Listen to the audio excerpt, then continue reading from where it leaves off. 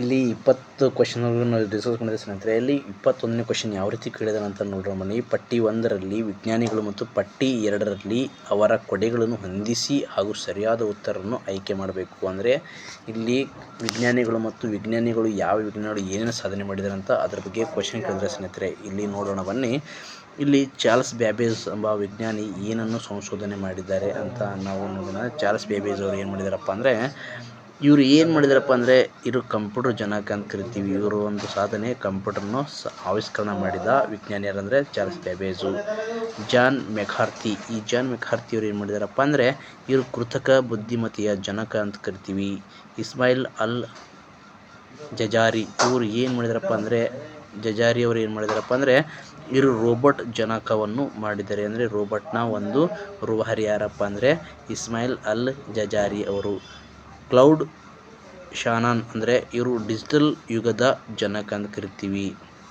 ಓಕೆನಾ. Cloud Shannon ಅವರು ಏನು ಕರಿತೀವಿ ಅಂದರೆ ಡಿಜಿಟಲ್ ಯುಗದ ಜನಕ ಅಂತ ಕರಿತೀವಿ. ಅದಕ್ಕಾಗಿ ಹೇಳಿಕೆ ಸರಿಯಾಗಿದೆ ಸ್ನೇಹಿತರೆ. ಈ ರೀತಿ ಕ್ವಶನ್ ಬಂದಾಗ ಯಾವುದೇ ರೀತಿ ನೀವು ಗೊಂದಲಕ್ಕೀಡಾಗದೆ ಚೆನ್ನಾಗಿ ನೀವು ಆಪ್ಷನ್ಗಳು ಕಂಡುಕೊಳ್ಬೇಕು. ಓಕೆನಾ. ನೆಕ್ಸ್ಟ್ ಕ್ವಶನ್ ನೋಡೋಣ ಬನ್ನಿ.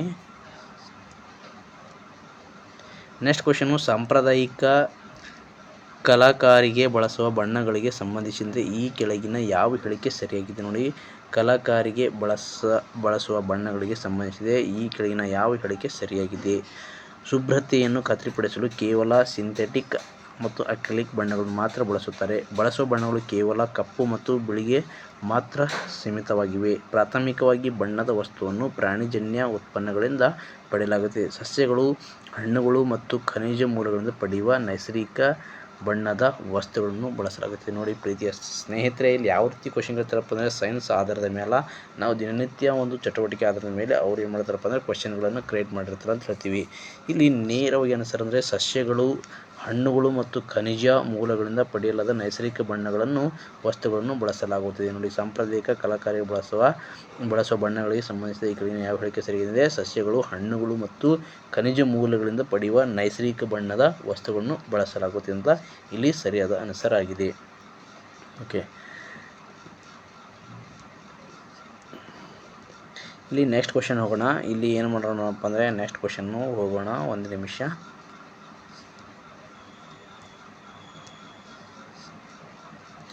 ನೆಕ್ಸ್ಟ್ ಕ್ವಶನ್ ಹೇಳಿದ್ರೆ, ಪಟ್ಟಿ 1ರಲ್ಲಿ ನೀಡಲಿರುವ ವ್ಯಂಗ್ಯ ಚಿತ್ರಕಾರರು ಹಾಗೂ ಪಟ್ಟಿ 2ರಲ್ಲಿ ಅವರನ್ನು ಗುರುತಿಸುವ ಪತ್ರಿಕೆಗಳ ಹೆಸರನ್ನು ಗುರುತಿಸಿ. ನೋಡಿ, ಅಬ್ಬು ಅಬ್ರಹಾಂ ಮತ್ತು PC Lahiri, RK Laxman, BV Ramamurthy ಇವರು ಏನು ಮಾಡಿದಾರಪ್ಪ ಅಂದರೆ, ಇಲ್ಲಿ ಅಂದರೆ ವ್ಯಂಗ್ಯ ಚಿತ್ರಕಾರಿದ್ರೆ ಅವರ ಪತ್ರಿಕೆಗಳನ್ನು ಹೊಂದಿಸಿ ಬರೀಬೇಕು ನೀವು. ಅಬ್ಬು ಅಬ್ರಹಾಂ ಅವರ ಪತ್ರಿಕೆ ಯಾವುದು ಅಂತ ಇಲ್ಲಿ ಕೇಳಿದರೆ ಸ್ನೇಹಿತರೆ, ಇಲ್ಲಿ ನೇರವಾಗಿ ಇಂಡಿಯನ್ ಎಕ್ಸ್ಪ್ರೆಸ್ ಎಂಬುದು ಇವರ ಒಂದು ಪತ್ರಿಕೆಯಾಗಿರುತ್ತೆ. ಅಬ್ಬು ಅಬ್ರಹಾಂ ಅವರ ಒಂದು ಪತ್ರಿಕೆ ಯಾವುದಪ್ಪ ಅಂದರೆ ಇಂಡಿಯನ್ ಎಕ್ಸ್ಪ್ರೆಸ್. PC ಲಹರಿ ಇವರು ಯಾವ ಪತ್ರಿಕೆ ಅಂದರೆ ಅಮೃತ್ ಬಜಾರ್ ಪತ್ರಿಕೆ ಆಗಿರುತ್ತೆ. ನೋಡಿ, PC ಲಹರಿ ಎಂಬುದು ಯಾರ ಒಂದು ಪತ್ರಿಕೆ ಅಂದರೆ ಅಮೃತ್ ಬಜಾರ್ ಆಗಿರ್ತದೆ ಸ್ನೇಹಿತರೆ. ಅಮೃತ್ ಬಜಾರ್ ಪತ್ರಿಕೆ ಆಗಿರುತ್ತೆ. RK ಲಕ್ಷ್ಮಣ ಎಂಬುದು ಇವರು the Times of India. RK Lakshman ಅವರು the Times of India. BV Ramamurthy Deccan Herald. BV Ramamurthy ಅವರ ಒಂದು ಡೆಕ್ಕನ್ ಹೆರಾಲ್ಡ್. ಆನ್ಸರ್ ಕ್ವಶನ್ ಸರಿಯಾಗಿದೆ. 2ನೇ ಹೇಳಿಕೆ ಸರಿಯಾಗಿದೆ. ಈ ರೀತಿ ಕ್ವಶನ್ ಬಂದಾಗ ಯಾವುದೇ ಒಂದು ರೀತಿ ಅಂದರೆ ಇಲ್ಲಿ ಲೇಖಕರ ಒಂದು ಚಿತ್ರಕಾರವೆಂದರೆ ವ್ಯಂಗ್ಯ ಚಿತ್ರಕಾರರು ಕೊಟ್ಟಿದ್ದಾರೆ ಅಂದರೆ ಅವರ ಗುರುತಿಸಿಕೊಂಡ ಪತ್ರಿಕೆಗಳು ಅಂದರೆ ಇವರು ಯಾವ ಪತ್ರಿಕೆಗಳೊಂದಿಗೆ ಗುರುತಿಸಿಕೊಂಡಿದ್ದಾರೆ ಅಂತ ಕೇಳಿದ ಅನಿಸುತ್ತೆ. ಅಂದರೆ ವ್ಯಂಗ್ಯ RK ಲಕ್ಷ್ಮಣ ಇವರು ಪ್ರಸಿದ್ಧ ವ್ಯಂಗ್ಯ ಚಿತ್ರಕಾರಿದ್ದಾರೆ. ಇವರು ಯಾವ ಪತ್ರಿಕೆಯೊಂದಿಗೆ ಗುರುತಿಸಿಕೊಂಡಿದ್ದಾರೆ, ದಿ ಟೈಮ್ಸ್ ಆಫ್ ಇಂಡಿಯಾದ ಪತ್ರಿಕೆಯೊಂದಿಗೆ ಇವರು ಗುರುತಿಸಿಕೊಂಡಿದ್ದಾರೆ. ಈ ರೀತಿ ಸಹ ಕ್ವಶನ್ ಕೇಳಿದ್ರು ನೋಡ್ರಿ. ಅವಾಗ ಹೆಂಗೆ ಅಂದರೆ RK ಲಕ್ಷ್ಮಣ ಅವರು ಇದಕ್ಕೆ ಸಂಬಂಧಪಟ್ಟಿದ್ದಾರಪ್ಪ, ವ್ಯಂಗ್ಯ ಚಿತ್ರಕಾರರಿದ್ದರು.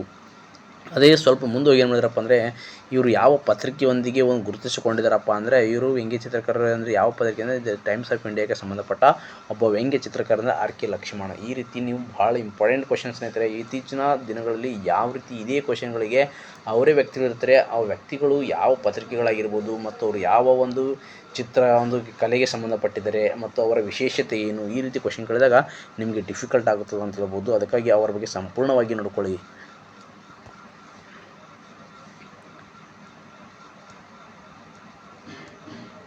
ನೋಡಿ, ಭಾರತದಲ್ಲಿ ರಾಮ್ಸರ್ ತಾಣಗಳ ಕುರಿತಾಗಿ ಕೆಳಕಂಡ ಯಾವ ಹೇಳಿಕೆ ಸರಿಯಾಗಿದೆ? ನೋಡಿ, ನಾನು ಪದೇ ಪದೇ ಹೇಳ್ತೀನಿ, ಹೇಳಿಕೆ ಸರಿಯಾಗಿದೆಯಾ ತಪ್ಪಾಗಿದೆಯಾ, ಎಷ್ಟು ಹೊಂದಾಣಿಕೆ ಸರಿಯಾಗಿದೆ, ಈ ರೀತಿ ಕ್ವಶನ್ ಬಂದಾಗ ಸ್ವಲ್ಪ ಕನ್ಫ್ಯೂಸ್ ಆಗೋ ಕ್ವಶನ್ಗಳು. ಚಿಲಕ್ ಸರೋವರದ ಅತಿ ದೊಡ್ಡ ಉಪ್ಪು ನೀರಿನ ಸರೋವರವಾಗಿದೆ ಮತ್ತು ಇದು ರಾಮ್ಸರ್ ತಾಣವಾಗಿದೆ ಅಂತ ಕೇಳಿದರೆ, ಚಿಲಕ್ ಸರೋವರ ಏನಪ್ಪ ಅಂದರೆ ಇದು ಒಂದು ಇದಾಗಿದೆ ಅಂತ ಹೇಳಿದ್ದಾರೆ. ನೋಡೋಣ ಮಾಡಿ. ದಾಲ್ ಸರೋವರ ರಾಮ್ಸರ್ ತಾಣ ಎಂದು ನಿರ್ದಿಷ್ಟಪಡಿಸಲಾಗಿದ್ದು ಏಕೈಕ ಜೋಗು ಪ್ರದೇಶ ಮರುಭೂಮಿಯಾಗಿದೆ. ಸುಂದರ್ಬನ್ ರಾಷ್ಟ್ರೀಯ ಉದ್ಯಾನವು ಸಿಹಿನೀರಿನ ನದಿಯಂಚಿನ ಜೈವಿಕ ವ್ಯವಸ್ಥೆಯಾಗಿದ್ದು ಇದು ರಾಮ್ಸರ್ ತಾಣವಲ್ಲ. ನೋಡಿ, ಅದೇ ರೀತಿ ಥಾರ್ ಮರುಭೂಮಿ ಭಾರತ ಅತಿ ಹೆಚ್ಚಿನ ರಾಮ್ಸರ್ ತಾಣವನ್ನು ಒಳಗೊಂಡಿದೆ. ಇಲ್ಲಿ ಹೇಳಿಕೆ ಯಾವ ಹೇಳಿಕೆ ಸರಿಯಾಗಿದೆ ಅಂತ ಕೇಳಿದರೆ ಸ್ನೇಹಿತರೆ, ಇಲ್ಲಿ ಒಂದನೇ ಹೇಳಿಕೆ ಮಾತ್ರ ಸರಿಯಾಗಿದೆ. ಚಿಲಕ್ ಸರೋವರ ಅತಿ ದೊಡ್ಡ ಉಪ್ಪು ನೀರಿನ ಸರೋವರವಾಗಿದ್ದು ಮತ್ತು ರಾಮ್ಸರ್ ತಾಣ ಸಹ ಆಗಿದೆ. ಅದಕ್ಕಾಗಿ ಒಂದನೇ ಹೇಳಿಕೆ ಸರಿಯಾಗಿದೆ. ದಾಲ್ ಸರೋವರ ರಾಮ್ಸರ್ ತಾಣ ಎಂದು ನಿರ್ದಿಷ್ಟಪಡಿಸಲಾಗಿದೆ ಏಕೈಕ ಜೋಗು ಪ್ರದೇಶ ಅಲ್ಲ ಸ್ನೇಹಿತರೆ, ಇದು ಏಕೈಕ ಅಲ್ಲ, ನಮ್ಮ ದೇಶದಲ್ಲಿ ಹಲವಾರಿದ್ದಾವೆ. ಸುಂದರ್ಬನ್ ರಾಷ್ಟ್ರೀಯ ಉದ್ಯಾನವು ಸಿಹಿನೀರಿನ ನದಿಯಂಚಿನ ಜೈವಿಕ ವ್ಯವಸ್ಥೆಯಾಗಿದ್ದು ಇದು ರಾಮ್ಸರ್ ತಾಣವಲ್ಲ, ಇದು ರಾಮ್ಸರ್ ತಾಣ ಆಗಿದೆ ಸ್ನೇಹಿತರೆ. ತಾಣವಲ್ಲ ಅಂತ ಕೇಳಿದ್ನಲ್ಲ, ಅದಕ್ಕಾಗಿ ಇದು ಅನಿಸ ತಪ್ಪಾಗಿದೆ. ರಾಮ್ಸರ್ ತಾಣ ಅಂದರೆ ಸರಿಯಾಗಿರ್ತಿತ್ತು, ಅದಕ್ಕೆ ತಾಣವಲ್ಲ ಅಂತ ಹೇಳಿದರೆ ಇದು ಸಹ ತಪ್ಪಾಗಿದೆ. ಥಾರ್ ಮರುಭೂಮಿ ಭಾರತದಲ್ಲಿ ಅತ್ಯಂತ ಹೆಚ್ಚಿನ ರಾಮ್ಸರ್ ತಾಣಗಳನ್ನು ಹೊಂದಿದೆ, ಇದು ಸಹ ತಪ್ಪಾಗಿದೆ ಸ್ನೇಹಿತರೆ. ಅದಕ್ಕಾಗಿ ಇಲ್ಲಿ ಒಂದನೇ ಹೇಳಿಕೆ ಮಾತ್ರ ಸರಿಯಾಗಿದೆ ಅಂತ ಹೇಳ್ಬೋದು. ಈಸಿಯಾಗಿ ನೀವು ಕ್ವಶನ್ಗಳನ್ನು ಫೈಂಡ್ ಔಟ್ ಮಾಡಬಹುದು. ಅದೇ ರೀತಿ ಇದೇನಂತಂದರೆ ವ್ಯೂಹಾತ್ಮಕ ವೇದಿಕೆಯಾಗಿದ್ದ ಕ್ವಾಡ್ ಅಂದರೆ ವಿವಾದಾತ್ಮಕವಾಗಿ ವೇದಿಕೆಯಾಗಿದ್ದ ಕ್ವಾಡ್ ಈ ಕೆಳಕಂಡ ಯಾವ ದೇಶಗಳನ್ನು ಒಳಗೊಂಡಿದೆ? ನೋಡಿ, ಇಲ್ಲಿ ಕ್ವಾಡ್ ರಾಷ್ಟ್ರಗಳು ಯಾವ್ಯಾವ ಕ್ವಾಡ್ ರಾಷ್ಟ್ರಗಳಾಗಿ ಹೊಂದಾಣಿಕೆಗೊಂಡಿವೆ ಅಂತ ಹೇಳಿದರೆ ಸ್ನೇಹಿತರೆ, ಕ್ವಾಡ್ ಅಂದರೆ 4 ರಾಷ್ಟ್ರಗಳು ಬಂದಿರ್ತದೆ ಸ್ನೇಹಿತರೆ. ಇವು ಅರಬ್ಬಿ ಸಮುದ್ರದ ಒಂದು ಹಿಡಿತ ಸಾಧಿಸೋದಕ್ಕೋಸ್ಕರ ಒಂದು ಕ್ವಾಡ್ ರಾಷ್ಟ್ರಗಳ ಒಂದು ಸ್ಥಾಪನೆ ಆಗಿರ್ತವೆ ಅಂತ ಹೇಳ್ತೀವಿ. ಇವು ಯಾವ ರಾಷ್ಟ್ರಗಳಿದ್ದಾವೆ ಅಂತ ಒಂದೊಂದಾಗಿ ನೋಡೋಣ ಬನ್ನಿ. ನೋಡಿ, ಭಾರತ, ಚೀನಾ, ಜಪಾನ್, ಆಸ್ಟ್ರೇಲಿಯಾ ಅಂತ ಕೇಳಿದರೆ Bharat, Australia, Japan, USA, Bharat, Russia, USA, Japan, USA, UK, France, Japan. ಇಲ್ಲಿ ನೇರವಾದ ಹೆಸರು ಭಾರತ, ಆಸ್ಟ್ರೇಲಿಯಾ, ಜಪಾನು, USA ಅಂತ ಕರಿತೀವಿ ಸ್ನೇಹಿತರೆ. ಇದು ಕ್ವಾಡ್ ರಾಷ್ಟ್ರಗಳ ಒಂದು ಗುಂಪಾಗಿರ್ತಲ್ಲ. ಅದೇ ರೀತಿ ಮಿನಿ ಕ್ವಾಡ್ ಅಂತ ಬರ್ತದೆ ಸ್ನೇಹಿತರೆ, U2, I2 ಅಂತ ಬರ್ತಾ. ಅದು ಮಿನಿ ಕ್ವಾಡ್ ಅಂತ ಕರಿತೀವಿ. ಮಿನಿ ಕ್ವಾಡ್ ಅಂದರೆ I2, U2 ಅಂತ ಬರ್ತದೆ ಸ್ನೇಹಿತರೆ. I2 ಅಂದರೆ I2 ಇರ್ತದೆ ಸ್ನೇಹಿತರೆ. I ಅಂದರೆ ಇಂಡಿಯಾ ಮತ್ತು ಇಸ್ರೇಲ್ ಆಗಿರ್ತದೆ ಸ್ನೇಹಿತರೆ. U2 ಅಂದರೆ UAE ಮತ್ತು USA. ಇವು ಮಿನಿ ಕ್ವಾಡ್ ರಾಷ್ಟ್ರಗಳಾಗಿರ್ತವೆ. ಈಗ ಕ್ವಾಡ್ ರಾಷ್ಟ್ರಗಳ ಬಗ್ಗೆ ಕೇಳಿದರೆ ಮುಂದಿನ ದಿನಗಳಲ್ಲಿ ಮಿನಿ ಕ್ವಾಡ್ ಸಹ ಕೇಳ್ತಾರೆ. ಅದಕ್ಕಾಗಿ ಮಿನಿ ಕ್ವಾಡ್ ರಾಷ್ಟ್ರಗಳು ಸಹ ನಿಮಗೆ ಗೊತ್ತಿರಬೇಕು. ಇದು ಇಂಪಾರ್ಟೆಂಟ್ ಆದ ಒಂದು ಕರೆಂಟ್ ಅಫೇರ್ಸು. ನೋಡಿ, ಕರೆಂಟ್ ಅಫೇರ್ಸ್ ಅವಾಗಿನ ಕರೆಂಟ್ ಅಫೇರ್ಸ್ ಈಗ ಕೇಳ್ತಿದ್ದಾರೆ ಅಂದರೆ ನೀವೇ ತಿಳ್ಕೊಳ್ಳಿ. ಅದಕ್ಕಾಗಿ ನಿಮಗೆ ಯಾವುದೇ ಓದಿದಾಗ ಚೆನ್ನಾಗಿ ಓದಿ. ಅಥವಾ ಮಿನಿ ಕ್ವಾಡ್ ಬಗ್ಗೆ ಸಹ ನೋಡ್ಕೊಳ್ಳಿ. ಸಾರ್ಕ್ ರಾಷ್ಟ್ರಗಳಾಗಿರ್ಬೋದು, ಇತರ ಸಂಘಟನೆಗಳ ರಾಷ್ಟ್ರಗಳಾಗಿರ್ಬೋದು, ಆಸಿಯಾನ್ ರಾಷ್ಟ್ರಗಳಾಗಿರ್ಬೋದು. ಇತ್ತೀಚೆಗೆ ಇರಾನ್ ಮತ್ತು ಇಸ್ರಾಯೇಲ್ ಅಮೇರಿಕ ಯುದ್ಧಗಳು ನಡೀತದೆ ಸ್ನೇಹಿತರೆ. ಅಲ್ಲಿ ಹರ್ಮುಜ್ ಜಲಸಂಧಿ ಬರುತ್ತಾ. ಹರ್ಮುಜ್ ಜಲಸಂಧಿ ಎಷ್ಟು ದೇಶಗಳೊಂದಿಗೆ ಗಡಿ ಹಂಚಿಕೊಂಡದ ಮತ್ತು ಹರ್ಮುಜ್ ಜಲಸಂಧಿ ಇರಾನ್ ದೇಶ ಏಕೆ ಹಿಡಿತದಲ್ಲಿದೆ ಅಂತ ಈ ರೀತಿ ಕ್ವಶನ್ ಕೇಳಿದಾಗ ಭಾಳ ಇಂಪಾರ್ಟೆಂಟ್ ಕ್ವಶನ್ ಆಗಿರುತ್ತೆ. ಹರ್ಮುಜ್ ಜಲಸಂಧಿ ಇದ್ರ ಬಗ್ಗೆ ನೋಡ್ಕೊಳ್ಳಿ. ಮತ್ತು ಪೆಸಿಫಿಕ್ ಸಾಗರದ ಬಗ್ಗೆ ನೋಡ್ಕೊಳ್ಳಿ. ಅದೇ ರೀತಿ ಹಿಂದೂ ಮಹಾಸಾಗರ. ಯಾಕಂದರೆ ಇತ್ತೀಚೆಗೆ ತೈಲ ಬಿಕ್ಕಟ್ಟುಗಳಾಗಿದೆ ಸ್ನೇಹಿತರೆ. OPEC ರಾಷ್ಟ್ರ ಎಂಬುದು OPEC ಒಂದು ಸಂಸ್ಥೆ ಇದೆ. ಈ OPECನ ಒಂದು ಉದ್ದೇಶ ಏನು ಮತ್ತು ಇದರಲ್ಲಿ ಭಾಗವಹಿಸಿದ ರಾಷ್ಟ್ರಗಳ ಸಂಖ್ಯೆ ಯಾವುವು ಅಂತ ಈ ರೀತಿ OPECನ ಒಂದು ಕಾರ್ಯಾಚರಣೆ ಯಾವ ರೀತಿ ಇರ್ತಲ್ಲ, OPECನ ಒಂದು ಕೇಂದ್ರ ಕಚೇರಿ ಇಲ್ಲಿರ್ತಲ್ಲ, ಈ ರೀತಿ ನೀವು ಕೇಳಿದಾಗ ಕ್ವಶನ್ಗಳನ್ನು ಮುಂದಿನ ದಿನಗಳಲ್ಲಿ ಇದೇ ಕುರಿತಾಗಿ ಎಕ್ಸಾಮ್ಗೆ ಬರುವ ಸಂಭವ ಜಾಸ್ತಿ ಇರ್ತದೆ. ಅದಕ್ಕಾಗಿ ಏನು ಮಾಡಬೇಕಪ್ಪ ಅಂದರೆ ಚೆನ್ನಾಗಿ ಒಂದು ಕಡೆ ನೋಡ್ಕೊಳ್ಳಿ. ಓಕೆನಾ. ನೆಕ್ಸ್ಟ್ ಹೋಗೋಣ ಸ್ನೇಹಿತರೆ. ಇಲ್ಲಿ ನೋಡಿ ಯಾವ ರೀತಿ ಅಂದರೆ ಈ ಕೆಳಗಿನ ನೋಡಿ ಸರಿಯಾದ ಜೋಡಿಗಳನ್ನು ಗುರುತಿಸಿ ಅಂತ ಹೇಳಿದರೆ ಸ್ನೇಹಿತರೆ. ಇಲ್ಲಿ ಯಾವುದ ಹೇಳಿಕೆ ಸರಿಯಾದ ಜೋಡಣೆ ಆಗಿದೆ ಅಂತ ಕೇಳಿದ್ದಾರೆ. ನೋಡಿ, ಇಲ್ಲಿ ಏನು ಮಾಡಿದ್ರಪ್ಪ ಅಂದರೆ ಯಾವ ಹೇಳಿಕೆ ಸರಿಯಾಗಿದೆ, ಕೆಳಗಿನ ನೋಡಿ ಸರಿಯಾದ ಜೋಡಿಯನ್ನು ಗುರುತಿಸಿ. ಸರಿಯಾದ ಜೋಡಿ ನೋಡಿ, ಜೋಡಿಗಳು ಕೇಳಿದರೆ ಮಹೇಂಜೋದರ ಸಿಂಧು ನದಿನ, ಬನವಾಲಿ ಸರಸ್ವತಿನ, ಕಾಲಿಬಂಗನ್ ಗಗ್ಗರ, ಲೂಥಲ್ ರಾವಿನ. ನೋಡಿ, ಈ ರೀತಿ ಕ್ವಶನ್ ಸಹ ಕೇಳಿದ್ದಾರೆ ಸ್ನೇಹಿತರೆ. ಅದಕ್ಕಾಗಿ ನಿಮಗೆ ಏನಪ್ಪ ಅಂದ್ರೆ ಇಲ್ಲಿ ಮಹೇಂಜೋದಾರ ಎಂಬುದು ಸರಿಯಾದ ಸ್ನೇಹಿತರೆ. ಇದು ಸಿಂಧೂ ನದಿಯಾಗಿದೆ ಅಂತ ಹೇಳ್ಬೋದು. ಅದೇ ರೀತಿ ಕಾಲಿಬಂಗನ ಇದು ಗಂಗಾ ಗಗ್ಗರ್ ನದಿಗೆ ಸರಿಯಾದ ಆನ್ಸರ್ ಸ್ನೇಹಿತರೆ. ಇದು ಬನವಾಲಿ ಎಂಬುದು ತಪ್ಪಾಗಿದೆ, ಸರಸ್ವತಿ ನದಿಗಳ. ಲೂಥಾಲ್ ಎಂಬುದು ಸಹ ತಪ್ಪಾಗಿದೆ ಸ್ನೇಹಿತರೆ. ಅದಕ್ಕಾಗಿ ನಾವು ಏನು ಮಾಡಬೇಕಪ್ಪ ಅಂದರೆ ಇಲ್ಲಿ A ಮತ್ತು C ಮಾತ್ರ ಸರಿಯಾಗಿರ್ತದೆ. A ಮತ್ತು C. ಇಲ್ಲಿ ಬನವಾಲಿ ಯಾವ ನದಿಗಿದೆ ಮತ್ತು ಲೂಥಾಲ್ ಯಾವ ನದಿಗಿದೆ ಅಂತ ನೀವು ಲೂಥಾಲ್ ಎಂಬುದು ರಾವಿ ಅಲ್ಲ, ಇದು ಲೂಥಾಲ್ ಎಂಬುದು ಯಾವ ನದಿಗಿದೆ ಮತ್ತು ಬನವಾಲಿ ಎಂಬುದು ಯಾವ ನದಿಗಿದೆ ಅಂತ ಕಮೆಂಟ್ ಮುಖಾಂತರ ಏನು ಮಾಡಬೇಕಪ್ಪ ಅಂದರೆ ಇಲ್ಲಿ ಆನ್ಸರ್ ಮಾಡ್ಕೊತೀವಿ. ನೋಡಿ, ಇಲ್ಲಿ ಇಂಥ ಒಂದು ನಗರಗಳು ಯಾವ್ಯಾವ ನದಿಗಳ ಮೇಲಿದೆ ಅಂತ ಒಂದು 20 ನಗರಗಳು ಅಥವಾ 10ರಿಂದ 15 ನಗರಗಳನ್ನು ಪಟ್ಟಿ ಮಾಡಿದಾಗ ನೀವು ಆರಾಮಾಗಿ ಈ ರೀತಿ ಕ್ವಶನ್ ಬಂದಾಗ ಏನಪ್ಪ ಅಂದರೆ ಈಸಿಯಾಗಿ ನೀವು ಆನ್ಸರ್ ಮಾಡ್ಬೋದು, ಯಾವುದೇ ಕನ್ಫ್ಯೂಸ್ ಇಲ್ಲದಾಗ.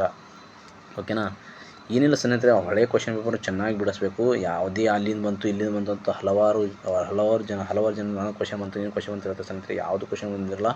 ನೀವು ಏನು ಮಾಡಬೇಕು ಅಂದರೆ ನಿಮ್ಮ ವರ್ಕು ನಿಮ್ಮ ಸ್ಟಡಿ ಅದ್ರ ಕಡೆ ಜಾಸ್ತಿ ಗಮನ ಕೊಡಬೇಕು. ಆವಾಗ ಗಮನ ಕೊಟ್ಟಾಗ ಮಾತ್ರ ನೀವೇನು ಮಾಡೋದಪ್ಪ ಅಂದರೆ ಯಾವುದೇ ಕ್ವಶನ್ ಬಂದಾಗ ನೀವು ಆನ್ಸರ್ ಮಾಡಬಹುದು ಅಂತ ನನ್ನ ಒಂದು ನಂಬಿಕೆ ಇದೆ.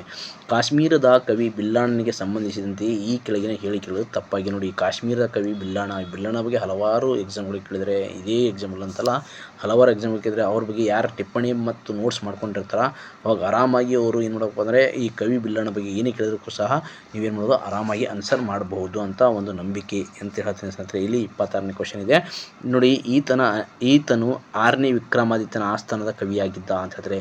6ನೇ ವಿಕ್ರಮಾದಿತ್ಯನಿಂದ ವಿದ್ಯಾಪತಿ ಎಂಬ ಗೌರವವನ್ನು ಪಡೆದ. ಮತ್ತು ಅದೇ ರೀತಿ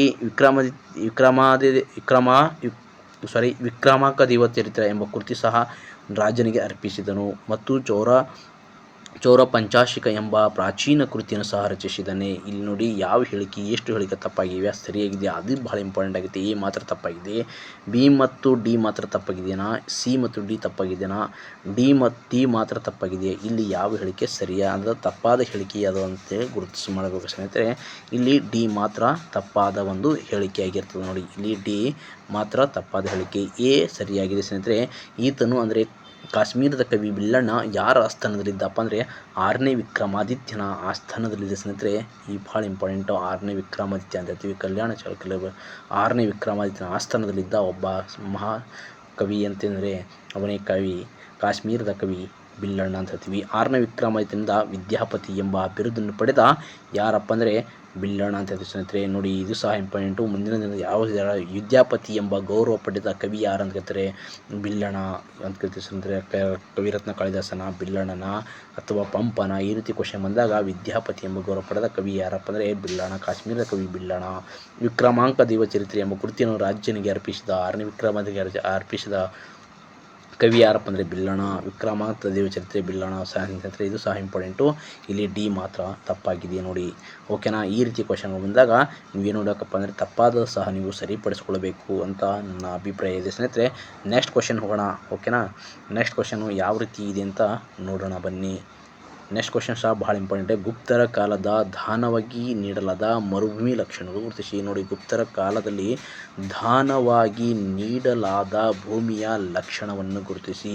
ಭೂಮಿಯ ಸಂಪೂರ್ಣ ಉತ್ಪಾದನೆ ರೈತರಿಗೆ ಸೇರಿತಾ, ಈ ಭೂಮಿ ಭೂಕಂದಾಯದಿಂದ ವಿನಾಯಿತಿ ಪಡೆದಿತಾ, ಅವರ ಕಷ್ಟ ಕಾಲದಲ್ಲಿ ಅದನ್ನು ಮಾರಬಹುದಾಗಿತ್ತು. 4ನೇದು ಭೂ ಒಡೆತನ ರಾಜನಿಗೆ ಸೇರಿತ್ತು. ಈ ಕೆಳಗಿನ ಆಯ್ಕೆಗಳಿಂದ ಸರಿಯಾದ ಉತ್ತರವನ್ನು ಆಯ್ಕೆ ಮಾಡಿ. ಸರಿಯಾದ ಉತ್ತರ ಆಯ್ಕೆ ಮಾಡಬೇಕು ಸ್ನೇಹಿತರೆ. 1 ಮಾತ್ರ ಸರಿಯಾಗಿದೆ, 2 ಮಾತ್ರ ಸರಿಯಾಗಿದೆ, 1, 2, 3 ಮತ್ತು 1, 2, 4 ಸರಿಯಾಗಿದೆ, 2, 3, 4 ಸರಿಯಾಗಿದೆ. ಇಲ್ಲಿ ಯಾವ ಹೇಳಿಕೆ ಸರಿಯಾಗಿದೆ? ಗುಪ್ತರ ಕಾಲ ದಾನವಾಗಿ ನೀಡಲಾದ ಭೂಮಿಯ ಒಂದು ಲಕ್ಷಣ ಯಾವುದಪ್ಪ ಅಂದರೆ ಇಲ್ಲಿ ನೋಡಿ 1, 2, 3 ಸರಿಯಾಗಿದೆ ನೋಡಿ. 1, 2, 3 ಒಂದು ಸರಿ ಇದೆ ಸ್ನೇಹಿತರೆ, 2 ಸರಿ ಇದೆ. ಇಲ್ಲಿ 3ನೇ ಹೇಳಿಕೆ ತಪ್ಪಿದೆ, 4ನೇ ಹೇಳಿಕೆ ಸರಿಯಾಗಿದೆ. ಅಂದರೆ ಇಲ್ಲಿ ಭೂಮಿ ಸಂಪೂರ್ಣ ಉತ್ಪಾದನೆ ರೈತರಿಗೆ ಸೇರಿತು ಸ್ನೇಹಿತರೆ. ಈ ಭೂಮಿ ಭೂಕಂದಾಯದಿಂದ ವಿನಾಯಿತಿ ಪಡೆದಿತ್ತು, ಆದರೆ ಅವರ ಕಷ್ಟಕಾಲದಲ್ಲಿ ಅದನ್ನು ಮಾರಬಹುದಾಗಿತ್ತು. ಯಾವುದೇ ಮಾರವಾಗಿಲ್ಲ ಸ್ನೇಹಿತರೆ. ಕೇವಲ ಅವರೇನು ಮಾಡೋಕ್ಕಪ್ಪ ಅಂದರೆ ವಿನಾಯಿತಿ ಪಡೆದಿತ್ತು ಮತ್ತು ಅದು ರೈತರಿಗೆ ಉತ್ಪಾದನೆಗೆ ಸೇರಿತು. ಕೇವಲ ಬೆಳೆಗಳನ್ನು ಬೆಳ್ಕೊಬೋದಾಗಿತ್ತು, ಅದು ಮಾರುವ ಹಕ್ಕು ಅವರಿಗಿಲ್ಲ. ಇದು ಭೂ ಒಡೆತನ ರಾಜನಿಗೆ ಸೇರಿತು. ಅಂದರೆ ಈ ಭೂ ಒಡೆತನ ಯಾರಿಗೆ ಸೇರಿತಪ್ಪ ಅಂದರೆ ರಾಜನಿಗೆ ಸೇರಿತು. ಅದಕ್ಕಾಗಿ 3ನೇ ಹೇಳಿಕೆ ತಪ್ಪಾಗಿದೆ. 1, 2, 4ನೇ ಹೇಳಿಕೆ ಸರಿಯಾಗಿವೆ ಸ್ನೇಹಿತರೆ. ಅವರು ಮಾರವಾಗಿದ್ದಿಲ್ಲ. ಮಾರಬೇಕಾದ್ರೆ ಅದು ರಾಜನಿಗೆ ಸೇರಿರ್ತದೆ, ಅದಕ್ಕೋಸ್ಕರ ಅವರು ಮಾರುವ ಹಕ್ಕು ಹೊಂದಿದ್ದಿಲ್ಲ. ಓಕೆನಾ. ಅದಕ್ಕಾಗಿ ಇಲ್ಲಿ ಯಾವ ಹೇಳಿಕೆ 3ನೇ ಹೇಳಿಕೆ ಸರಿಯಾಗಿರ್ತದೆ. ಇಲ್ಲಿ ನೋಡಿ ಈಸಿ ಕ್ವಶನ್ ಅಂತ ಅಂತೀವಿ ಸ್ನೇಹಿತರೆ. ಈಸಿ ಕ್ವಶನ್ ಸುತ್ತ ನಾವು ಡಿಫಿಕಲ್ಟ್ ಕ್ವಶನ್ ಸಹ ನೋಡ್ಕೊಳ್ಬೇಕು. ಚಂಪಾರಣ ಸತ್ಯಾಗ್ರಹಕ್ಕೆ ಸಂಬಂಧಿಸಿದವರನ್ನು ಗುರುತಿಸಿ ಅಂತ ಕೇಳಿದರೆ ಇಲ್ಲಿ ಮಹಾತ್ಮ ಗಾಂಧೀಜಿಯವರ ಆಪ್ಷನ್ಸ್ ಇಲ್ಲ. ಚಂಪಾರಣ ಸತ್ಯಾಗ್ರಹ 1917ರಲ್ಲಿ ನಡೆದ ಒಂದು ಸತ್ಯಾಗ್ರಹವಾಗಿದೆ ಸ್ನೇಹಿತರೆ. ಇದು ಮಹಾತ್ಮ ಗಾಂಧೀಜಿಯವರ ನೇತೃತ್ವದಲ್ಲಿ ನಡೆದ ಒಂದು ಸತ್ಯಾಗ್ರಹ ಚಂಪಾರಣ ಸತ್ಯಾಗ್ರಹ ಅಂತೀವಿ. ಈ ಚಂಪಾರಣ ಸತ್ಯಾಗ್ರಹಕ್ಕೆ ಸಂಬಂಧಿಸಿದವರನ್ನು ಗುರುತಿಸಿ ಅಂತ ಹೇಳಿದರೆ ಬಾಬು ರಾಜೇಂದ್ರ ಪ್ರಸಾದ, JB ಕೃಪಾಲನ್ನ, ಜವಾಹರ್ಲಾಲ್ ನೆಹರೂನ ಅಥವಾ ನರಹರಿ ಪರಿಕರ್ ಬಾಬು. ಇಲ್ಲಿ ನೇರವಾದ ಆನ್ಸರ್ ಯಾವುದಪ್ಪ ಅಂದರೆ ಇಲ್ಲಿ ಬಾಬು ರಾಜೇಂದ್ರ ಪ್ರಸಾದ್. ಇಲ್ಲಿ ಅಂದರೆ ಚಂಪಾರಣ ಸತ್ಯಾಗ್ರಹಕ್ಕೆ ಸಂಬಂಧಿಸಿದವರನ್ನು ಗುರುತಿಸಿ ಅಂದರೆ ಬಾಬು ರಾಜೇಂದ್ರ ಪ್ರಸಾದ್ ಸರಿಯಾದ ಆನ್ಸರ್ ಆಗಿದೆ ನೋಡಿ. ಬಾಬು ರಾಜೇಂದ್ರ ಪ್ರಸಾದ್ ಅವರ ಒಂದು ಆನ್ಸರ್ ಸರಿಯಾಗಿದೆ. ಇಲ್ಲಿ ಜವಾಹರ್ಲಾಲ್ ನೆಹರು ಅವರ ಒಂದು ಆನ್ಸರ್ ಸರಿಯಾಗಿದೆ ಸ್ನೇಹಿತರೆ. ಚಂಪಾರಣ ಸತ್ಯಾಗ್ರಹಕ್ಕೆ ಸಂಬಂಧಿಸಿದವರನ್ನು ಗುರುತಿಸಿದರೆ ಜವಾಹರ್ಲಾಲ್ ನೆಹರು ಸರಿಯಾಗಿದೆ. ಋಗ್ವೇದ ಕಾಲದ ಯುದ್ಧಗಳ ಕುರಿತು ಈ ಕೆಳಗಿನ ಹೇಳಿಕೆ ತಪ್ಪಾಗಿದೆ. ಋಗ್ವೇದ ಕಾಲದ ಒಂದು ಯಾವ ಹೇಳಿಕೆ ತಪ್ಪಾಗಿದೆ? ಯುದ್ಧಗಳ ಕುರಿತು, ಋಗ್ವೇದ ಕಾಲದ ಯುದ್ಧಗಳ ಕುರಿತು ತಪ್ಪಾದ ಹೇಳಿಕೆ ಯಾವುದಪ್ಪ ಅಂದರೆ ಇಲ್ಲಿ ಋಗ್ವೇದದ ಅಶ್ವದಳಗಳನ್ನು ಮತ್ತೆ ಮತ್ತೆ ಉಲ್ಲೇಖಿಸಲಾಗಿದೆ. ಸೈನಿಕ ಕಾಲ್ನಡಿಗೆಯಲ್ಲಿ ಹೋರಾಡುತ್ತಿದ್ದರು. ಇಲ್ಲಿ ಸೈನಿಕರು ಶಿರಾಸ್ತ್ರಣ ಬಳಸುತ್ತಿದ್ದರು. ಕುದುರೆಗಳಿಂದ ಎಳೆಯಲ್ಪಡುವ ರಥಗಳನ್ನು ಸಹ ಬಳಸಿದರು. ಇಲ್ಲಿ ಹೇಳಿಕೆ ಯಾವುದಪ್ಪ ತಪ್ಪಾಗಿದೆಯಪ್ಪ ಅಂದರೆ ಇಲ್ಲಿ ಸೈನಿಕರು ಶಿರಾಸ್ತ್ರಣ ಬಳಸಿದರು ಎಂಬ ಹೇಳಿಕೆ ತಪ್ಪಾಗಿದೆ ನೋಡಿ. ಈ ರೀತಿ ಕ್ವಶನ್ಗಳು ನೋಡಿ ಯಾವ ರೀತಿ ಡಿಫಿಕಲ್ಟ್ ಕೇಳಿದರೆ ಎಂಬ ನಿಮಗೆ ಕನ್ಫ್ಯೂಸ್ ಆಗ್ತದೆ. ಅವರು ಋಗ್ವೇದದ ಅಶ್ವದಳಗಳು ಮತ್ತೆ ಮತ್ತೆ ಉಲ್ಲೇಖಿಸಲಾಗಿದೆ ಅಂದರೆ ಕುದುರೆಗಳ ಒಂದು ದಳವನ್ನು ವಿಶೇಷವಾಗಿ ಉಲ್ಲೇಖಿಸಲಾಗಿದೆ. ಸೈನಿಕರು ಕಾಲ್ನಡಿಗೆಯಲ್ಲಿ ಹೋರಾಡುತ್ತಿರು, ಅವರು ಕಾಲು ಮುಖಾಂತರ ಅಂದರೆ ಅಲ್ಲಿ ಯುದ್ಧಗಳನ್ನು ಮಾಡ್ತಿದ್ದರು. ಸೈನಿಕರು ಶಿರಾಸ್ತ್ರ ಇದು ತಪ್ಪಾಗಿದೆ. ಕುದುರೆಗಳು ಎಳೆಯಲ್ಪಡುವ ರಥಗಳು ಸಹ ಇವರು ಏನು ಮಾಡ್ತಾರಪ್ಪ ಬಳಸ್ತಾ ಇದ್ದರು. ಇಲ್ಲಿ ಮೂರನೇ ಹೇಳಿಕೆ ತಪ್ಪಾಗಿದೆ ಸ್ನೇಹಿತರೆ. ಓಕೆನಾ, ನೆಕ್ಸ್ಟ್ ಕ್ವಶನ್ ಹೋಗೋಣ. ಈ ಕೆಳಗಿನ ಸಂಕೇತಗಳ ಸಹಾಯದಿಂದ ಸರಿಯಾದ ಉತ್ತರವನ್ನು ಜೋಡಿಸಿ. Seshadri Iyer, U P. Madhava Rao, sir Visvesvaraya, sir Mirza Ismail ಇವರ ಉಪಕ್ರಮ ಅಂದರೆ ಶೇಷಾದ್ರಿ ಅಯ್ಯರು ಏನು ಸಾಧನೆ ಮಾಡಿದರೆ, U P. Madhava Rao, sir Visvesvaraya, sir Mirza Ismail ಯಾವ ರೀತಿ ಇವರು ಸಾಧನೆ ಮಾಡಿದ್ದಾರೆ ಅಂತ ನೋಡೋಣ ಬನ್ನಿ ಸ್ನೇಹಿತರೆ. ಶೇಷಾದ್ರಿ ಅಯ್ಯರವರ ಕಾಲದಲ್ಲಿ ಏನಪ್ಪ ಅಂದರೆ ಸಿವಿಲ್ ಸರ್ವಿಸ್ ಪರೀಕ್ಷೆ ಆರಂಭಗೊಂಡಿರ್ತದೆ ನೋಡಿ. ಅಂದರೆ ಯಾರ ಕಾಲದಲ್ಲಿ ಸಿವಿಲ್ ಪರೀಕ್ಷೆಗಳನ್ನು ಆರಂಭಗೊಂಡಿದ್ದಾರೆ? ಶೇಷಾದ್ರಿ ಅಯ್ಯರವರ ಕಾಲದಲ್ಲಿ ಏನಪ್ಪ ಅಂದರೆ ಸಿವಿಲ್ ಸರ್ವಿಸ್ ಪರೀಕ್ಷೆಗಳನ್ನು ಆರಂಭಗೊಂಡಿದ್ದವು. ಪಿ. ಮಾಧವರಾವ್ ಇವರ ಕಾಲದಲ್ಲಿ ವಿಧಾನ ಪರಿಷತ್ತು ಸ್ಥಾಪನೆಗೊಂಡಿದೆ ನೋಡಿ. ವಿಧಾನ ಪರಿಷತ್ ಎಂಬುದು ಎಷ್ಟು ರಾಜ್ಯಗಳಿದೆ ಒಂದು ಕೇಳ್ತಾರೆ, 6 ರಾಜ್ಯಗಳು ವಿಧಾನ ಪರಿಷತ್ ಇದೆ ಸ್ನೇಹಿತರೆ. ಒಂದನೇದಾಗಿ ಕರ್ನಾಟಕ ಆಗಿರ್ಬೋದು, ಕರ್ನಾಟಕ ಮತ್ತು ಮಹಾರಾಷ್ಟ್ರ ಮತ್ತು ತೆಲಂಗಾಣ, ಆಂಧ್ರ ಪ್ರದೇಶ, ಬಿಹಾರ್ ಮತ್ತು ಯು.ಪಿ. ಈ 6 ರಾಜ್ಯಗಳು ಏನಪ್ಪ ಅಂದರೆ ವಿಧಾನ ಪರಿಷತ್ತಿನ ಸ್ಥಾನಕ್ಕೆ ಹೊಂದಿದೆ ಅಂತ ಹೇಳ್ಬೋದು. ಕರ್ನಾಟಕದಲ್ಲಿ 75 ಸ್ಥಾನಗಳು ಏನಪ್ಪ ಅಂದರೆ ವಿಧಾನ ಪರಿಷತ್ ಹೊಂದಿದೆ. ಅತಿ ಹೆಚ್ಚು ವಿಧಾನ ಪರಿಷತ್ ಹೊಂದಿರುವ ರಾಜ್ಯ ಯು.ಪಿ. ಆಗಿದೆ ಸ್ನೇಹಿತರೆ, ಯು.ಪಿ ಅಂತ ಹೇಳ್ತೀವಿ. ಓಕೆನಾ. ಈ ಪಿ.ವಿ. ಮಾಧವರವರ ಕಾಲದಲ್ಲಿ ವಿಧಾನ ಪರಿಷತ್ ಸ್ಥಾಪನೆಗೊಂಡಿದೆ ಅಂತ ಹೇಳ್ಬೋದು. ಅದೇ ರೀತಿ ಸರ್ ವಿಶ್ವೇಶ್ವರಯ್ಯ ಅವರ ಕಾಲದಲ್ಲಿ ಏನಪ್ಪ ಅಂದರೆ ಹೆಬ್ಬಾಳದಲ್ಲಿ ಕೃಷಿ ವಿಶ್ವವಿದ್ಯಾಲಯ ಸ್ಥಾಪನೆ, ಇದು ಭಾಳ ಇಂಪಾರ್ಟೆಂಟು.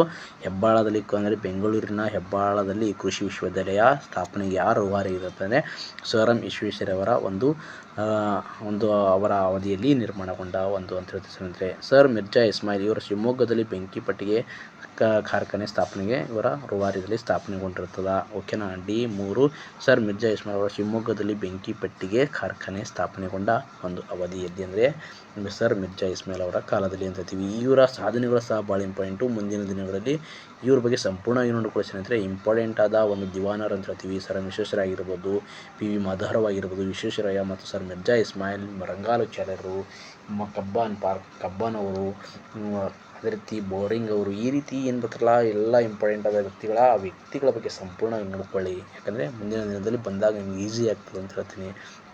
ಓಕೆನಾ. ಇಲ್ಲಿ ನಾವು 32ನೇ ಕ್ವಶನ್ ಯಾವ ರೀತಿ ಕೇಳಿದ್ರೆ, ಕೆಳಗಿನವುಗಳು ಸಂಗಮ ಯುಗದ ರಾಜ್ಯ ಮನೆತನಗಳು ನೋಡಿ ಯಾವ ರೀತಿ ಕ್ವಶನ್ ಕೇಳಿದಾರೆ ಅಂತ ಇಲ್ಲಿ ನೋಡಿ. ಈಸಿಯಾದ ಆನ್ಸರ್ ಸ್ನೇಹಿತರೆ. ಯಾಕಂದರೆ ನಾವು ಹಿಂದಿನ ಪತ್ರಿಕೆಗಳು ಬಿಡಿಸಿದ ಹೋದಾಗ ಈ ರೀತಿ ಕ್ವಶನ್ ಬಂದಾಗ ನೀವು ಏನಪ್ಪ ಅಂದರೆ ಈ ಕೆಳಗೆ ಸಂಗಮ ಯುಗದ ರಾಜ್ಯ ಮನೆತನಗಳ ಬಗ್ಗೆ ಕೇಳಿದ್ದಾರೆ. ಚೋಳ, ಚೇರ, ಪಾಂಡ್ಯ, ಪಲ್ಲವ. ಈ ಪಲ್ಲವ ಎಂಬುದು ಏನಪ್ಪ ಅಂದರೆ ಸಂಗಮ ಯುಗಕ್ಕೆ ಸೇರಿದ ಸ್ನೇಹಿತರೆ. ಚೋಳ, ಚೇರ, ಪಾಂಡ್ಯ ಇವರು ಏನಪ್ಪ ಅಂದರೆ ಸಂಗಮ ಯುಗದ ರಾಜ್ಯ ಮನೆತನಗಳಾಗಿವೆ. ABC ಸರಿಯಾಗಿದೆ. ಇಲ್ಲಿ 3ನೇ ಹೇಳಿಕೆ ಸರಿಯಾಗಿದೆ. ಇಲ್ಲಿ ಚೋಳ, ಚೇರ, ಪಾಂಡ್ಯ ಇವ್ರ ಬಗ್ಗೆ ಏನಪ್ಪ ಸಂಪೂರ್ಣ ನೋಡ್ಕೊಳ್ಳಿ ಈ ರಾಜ್ಯ ಮನೆತನದ ಬಗ್ಗೆ. ಯಾಕಂದರೆ ಮುಂದಿನ ಒಂದು ಎಕ್ಸಾಮಲ್ಲಿ ಇದೇ ರಿಲೇಟೆಡ್ ಆಗಿ ಕ್ವಶನ್ ಸಹ ಬರುವ ಸಂಭವ ಇರ್ತದೆ. ಓಕೆನಾ. ನೆಕ್ಸ್ಟ್ ಕ್ವಶನ್ ಹೋಗ್ತೀನಿ. ನೆಕ್ಸ್ಟ್ ಕ್ವಶನ್ ಯಾವುದಪ್ಪ ಅಂದರೆ ಇಲ್ಲಿ ಹೊಂದಿಸಿ ಬರ್ರಿ ಕೇಳಿದರೆ ಸ್ನೇಹಿತರೆ. ಹೊಂದಿಸಿ ಬರ್ರಿ ಸಾಕಷ್ಟು ಕೇಳ್ತಿದ್ದಾರೆ. ಚೌಹಾಣರು, ತೋಮರರು, ರಾಥೋಡರು, ಸಿಸೋಡಿಯನರು ಇವ್ರ ರಾಜಧಾನಿಗಳದು. ಚೌಹಾಣರ ಒಂದು ರಾಜಧಾನಿ ಯಾವುದಪ್ಪ ಅಂದ್ರೆ ನೋಡೋಣ ಬನ್ನಿ. ಇಲ್ಲಿ ಚೌಹಾಣರ ರಾಜಧಾನಿ ಅಜ್ಮೀರ್ ಆಗಿರ್ತಾನೆ ಸ್ನೇಹಿತರೆ, ಅಜ್ಮೀರ್. ತೋಮರ್ ರಾಜಧಾನಿ ದೆಹಲಿ ಆಗಿರ್ತದೆ ನೋಡಿ. ತೋಮರ್ನ ದಾಳಿ ಏನು ಮಾಡ್ತಾನಪ್ಪ ಅಂದರೆ ದೆಹಲಿ ಮೇಲೆ ಆಕ್ರಮಣ ಮಾಡ್ತಾನೆ ಸ್ನೇಹಿತರೆ. ರಾಥೋಡರ ಒಂದು ರಾಜಧಾನಿ ಯಾವುದಪ್ಪ ಅಂದರೆ ಕನೌಜಿನ ರಾಥೋಡರ್ ಅಂತ ಇರ್ತದೆ ಸ್ನೇಹಿತರೆ. ಕನೌಜಿನ ರಾಥೋಡರು. ಸಿಸೋಡಿನಿಯರು ರಾಜಧಾನಿ ಆಗಿರುತ್ತೆ. ಸಿಸೋಡಿನ ರಾಜಧಾನಿ ಮೇವಾರ ಇವರ ರಾಜಧಾನಿ ಆಗಿರ್ತದೆ. ಈ ರೀತಿ ರಾಜ್ಯ ಮನೆತನಗಳ ಬಗ್ಗೆ ನೋಡ್ಕೊಳ್ಳಿ. ಯಾರ ರಾಜ್ಯ ಮನೆತನ ಲಾಂಛನ ಯಾವುದು, ಅವರ ಮನೆತನದ ರಾಜಧಾನಿಗಳು ಯಾವುದು, ಆ ರಾಜ್ಯ ಮನೆತನದಲ್ಲಿ ಪ್ರಮುಖ ಅರಸರು ಯಾರು, ಆ ಅರಸರ ಬಗ್ಗೆ ನೀವು ಸಂಪೂರ್ಣವಾಗಿ ನೋಡ್ಕೊಂಡಿದಾಗ ನೀವು ಏನು ಮಾಡ್ಬೋದಪ್ಪ ಅಂದರೆ ಯಾವುದೇ ಕ್ವಶನ್ ಬಂದಾಗ ನೀವು ಈಸಿಯಾಗಿ ಆನ್ಸರ್ ಮಾಡೋದು. ಇಲ್ಲಿ 1ನೇ ಹೇಳಿಕೆ ಸರಿಯಾಗಿದೆ. ನೆಕ್ಸ್ಟ್ ಕ್ವಶನ್ಗೆ ಹೋಗೋಣ. ಚಾರ್ಲ್ಸ್ ವುಡ್ನ ವರದಿ ಸರಿಯಾದ ಶಿಫಾರಸುಗಳನ್ನು ಗುರುತಿಸಿ. ನೋಡಿ, ಚಾರ್ಲ್ಸ್ ವುಡ್ನ ವರದಿಯ ಸರಿಯಾದ ಶಿಫಾರಸುಗಳನ್ನು ಗುರುತಿಸಿ ಅಂತ ಹೇಳಿದರೆ, ಚಾರ್ಲ್ಸ್ ವುಡ್ನ ಸರಿಯಾದ ಶಿಫಾರಸುಗಳನ್ನು ಗುರುತಿಸಿ. ದೇಶೀಯ ಭಾಷೆಗಳ ಅಧ್ಯಯನಕ್ಕೆ ಅವಕಾಶ ಮಾಡಿಕೊಟ್ಟ ಮತ್ತು ಲಂಡನ್ ಮಾದರಿ ವಿಶ್ವವಿದ್ಯಾಲಯಗಳ ಸ್ಥಾಪನೆಗೆ ಅವಕಾಶ ಮಾಡಿಕೊಟ್ಟ. ಸಾರ್ವಜನಿಕ ಶಿಕ್ಷಣ ಇಲಾಖೆ ಸ್ಥಾಪನೆ ಮಾಡಿದ. ಪ್ರಾಥಮಿಕ ಶಿಕ್ಷಣ ಇಲಾಖೆ ಆದ್ಯತೆ ನೀಡಿದ. ಇಲ್ಲಿ ಸರಿಯಾದ ಆಯ್ಕೆಯನ್ನು ಗುರುತಿಸಿ. ಎ ಮತ್ತು ಬಿ ಸಿ ಸರಿ, ಎ ಮತ್ತು ಡಿ ಸರಿ, ಬಿ ಮತ್ತು ಸಿ ಡಿ ಸರಿ, ಎ ಬಿ ಸಿ ಡಿ ಇದು 4ನೇ ಹೇಳಿಕೆ ಸರಿಯಾಗಿದೆ ನೋಡಿ ಸ್ನೇಹಿತರೆ. ಇವನ್ನ ಚಾರ್ಲ್ಸ್ ವುಡ್ನ ವರದಿ ಪ್ರಕಾರ ಏನು ಮಾಡ್ತಾರಪ್ಪ ಅಂದರೆ ದೇಶೀಯ ಭಾಷೆಗಳ ಅಧ್ಯಯನಕ್ಕೆ ಅವಕಾಶ ಮಾಡಿಕೊಟ್ಟ ಒಂದು ವರದಿ ಅಂತ ಹೇಳ್ತೀವಿ ಸ್ನೇಹಿತರೆ. ಲಂಡನ್ ಮಾದರಿ ವಿಶ್ವವಿದ್ಯಾಲಯ ಸ್ಥಾಪನೆಗೊಂಡಿರ್ತವ ಅಂತ ಹೇಳ್ತೀವಿ. ಸಾರ್ವಜನಿಕ ಶಿಕ್ಷಣ ಇಲಾಖೆಗೆ ಸ್ಥಾಪನೆಯಾಗಿತ್ತು. ಅದೇ ರೀತಿ ಪ್ರಾಥಮಿಕ ಶಿಕ್ಷಣಕ್ಕೆ ಹೆಚ್ಚಿನ ಆದ್ಯತೆ ನೀಡಿದ ಯಾರ ಒಂದು ವರದಿ ಅಂದರೆ ಚಾರ್ಲ್ಸ್ ವುಡ್ನ ವರದಿ. ಭಾಳ ಇಂಪಾರ್ಟೆಂಟು. ಈ ರೀತಿ ಕ್ವಶನ್ ಬಂದಾಗ ನೀವು ಇವ್ರ ಬಗ್ಗೆ ಸಂಪೂರ್ಣವಾಗಿ ತಿಳ್ಕೊಳ್ಳಿ. ಮುಂದಿನ ದಿನದಲ್ಲಿ ನಿಮಗೇನಪ್ಪ ಅಂದರೆ ಎಕ್ಸಾಮ್ಗೆ ಹೆಲ್ಪ್ ಆಗ್ತಾವ ಅಂತ ಹೇಳ್ತೀನಿ. ಮಾನವನ ದೇಹದಲ್ಲಿ ಮೂಳೆಗಳ ಅಂದರೆ 360 ಮೂಳೆಗಳಿದ್ದಾವೆ ಅಂತ ಹೇಳಿದ ಒಂದು ವೈದ್ಯಕೀಯ ಅಂದರೆ ಭಾರತೀಯ ವೈದ್ಯರು ಯಾರು ಅಂತ ಕೇಳಿದ ಸ್ನೇಹಿತರೆ. ಅಂದರೆ ಮಾನವನ ದೇಹದಲ್ಲಿ 360 ಮೂಳೆಗಳೆಂದು ಹೇಳಿದ ಪ್ರಾಚೀನ ಭಾರತೀಯ ವೈದ್ಯಕೀಯ ಅಥವಾ ವೈದ್ಯರು ಯಾರು ಅಂತ ಕೇಳಿದ್ರೆ ಪತಂಜಲಿ, ಸುಶ್ರುತ, ಧನ್ವಂತರಿ, ಚರಕ ಅಂತ ಕೇಳಿದರೆ ಇಲ್ಲಿ ನೋಡಿ, ಇಲ್ಲಿ ಯಾರಪ್ಪ ಅಂದರೆ ಚರಕ ಎಂಬ ವೈದ್ಯ ಏನು ಮಾಡ್ತಾನಪ್ಪ ಅಂದರೆ ಮಾನವನ ದೇಹದಲ್ಲಿ 360 ಮೂಳೆಗಳಿದ್ದಾವಂತೆ ಹೇಳಲಾಗಿದೆ ನೋಡಿ. ಚರಕ ಹೇಳ್ತಾ ನೋಡ್ತೇನೆ ಸ್ನೇಹಿತರೆ. ಇವ್ರ ಬಗ್ಗೆ ಸಹ ಗೊತ್ತಿರಬೇಕು. ಪತಂಜಲಿ ಅವರು ಯೋಗ ಪಿತಾಮಹ ಅಂತ ಕರಿತೀವಿ. ಸುಶ್ರುತ, ಧನ್ವಂತರಿ ಇವ್ರ ಬಗ್ಗೆ ಸಂಪೂರ್ಣವಾದ ಒಂದು ಮಾಹಿತಿ ನಿಮ್ಗೆ ಗೊತ್ತಿದ್ದಾಗ ಯಾವುದೇ ಕ್ವಶನ್ ಬಂದಾಗ ನೀವು ಆನ್ಸರ್ ಮಾಡ್ಬೋದು. ಕರ್ನಾಟಕದಲ್ಲಿ ಕ್ವಿಟ್ ಇಂಡಿಯಾ ಚಳವಳಿಗೆ ಸಂಬಂಧಿಸಿದ ಘಟನೆಗಳನ್ನು ಬರೆಯಿರಿ ಅಂತ ಕೇಳಿದ ಘಟನೆಗಳ ಒಂದು ಸರಿಯಾಗಿದೆಯಾ ಅಥವಾ ತಪ್ಪಾಗಿದೆಯಾ ಇದು ಭಾಳ ಇಂಪಾರ್ಟೆಂಟ್ ಆಗಿದೆ. ನೀವು ಕ್ವಶನ್ ಫಸ್ಟ್ ಚೆನ್ನಾಗಿ ನೋಡ್ಕೊಳ್ಬೇಕು, ಸರಿನಾ ತಪ್ಪಾ ಅದು ಭಾಳ ಇಂಪಾರ್ಟೆಂಟ್. ಕರ್ನಾಟಕದಲ್ಲಿ ಕ್ವಿಟ್ ಇಂಡಿಯಾ ಚಳವಳಿಗೆ ಸಂಬಂಧಿಸಿದ ಕೆಳಗಿನಗಳ ಘಟನೆಗಳನ್ನು ಪರಿಗಣಿಸಿ. 36ನೇ ಕ್ವಶನ್ ಏನಪ್ಪ ಅಂದರೆ ಇಲ್ಲಿ ತೀವ್ರ ಪ್ರತಿರೋಧ ಒಡ್ಡಿದ ಶಿವಮೊಗ್ಗದ ಈಸೂರು ಗ್ರಾಮದ ವೀರ ಯುವಕರನ್ನು ಗಲ್ಲಿಗೇರಿಸಲಾಯಿತು. ಹಾವೇರಿ ಜಿಲ್ಲೆಯ ನಡೆದ ಪೊಲೀಸ್ ಗೋಲಿಬಾರಿನಲ್ಲಿ ಮೈಲಾರ ಮಹದೇವಪ್ಪರವರು ಮೃತಪಟ್ಟಿದ್ದರು. ಈ ಪ್ರದೇಶದ ವ್ಯವಸ್ಥೆ ವಿರುದ್ಧ ಚಟುವಟಿಕೆಗಳು ಮಹಾತ್ಮ ಗಾಂಧಿಯವರು ಕರ್ನಾಟಕ ಮಾದರಿ ಎಂದು ಕರೆಸಲಾಗಿಸಿದರು. ಇಲ್ಲಿ ನೋಡಿ ಎ ಮತ್ತು ಬಿ ಮಾತ್ರ ಸರಿ ಇದೆ ಸ್ನೇಹಿತರೆ. ಇಲ್ಲಿ ಸಿ ತಪ್ಪಾಗಿದೆ ಅಂತ ಹೇಳ್ತೀವಿ. ಈ ಪ್ರದೇಶದ ವಿರೋಧಿ ಚಟುವಟಿಕೆ ಮಹಾತ್ಮ ಗಾಂಧಿ ಕರ್ನಾಟಕ ಮಾದರಿ ಎಂದು ಕರೆಯಲಿಲ್ಲ.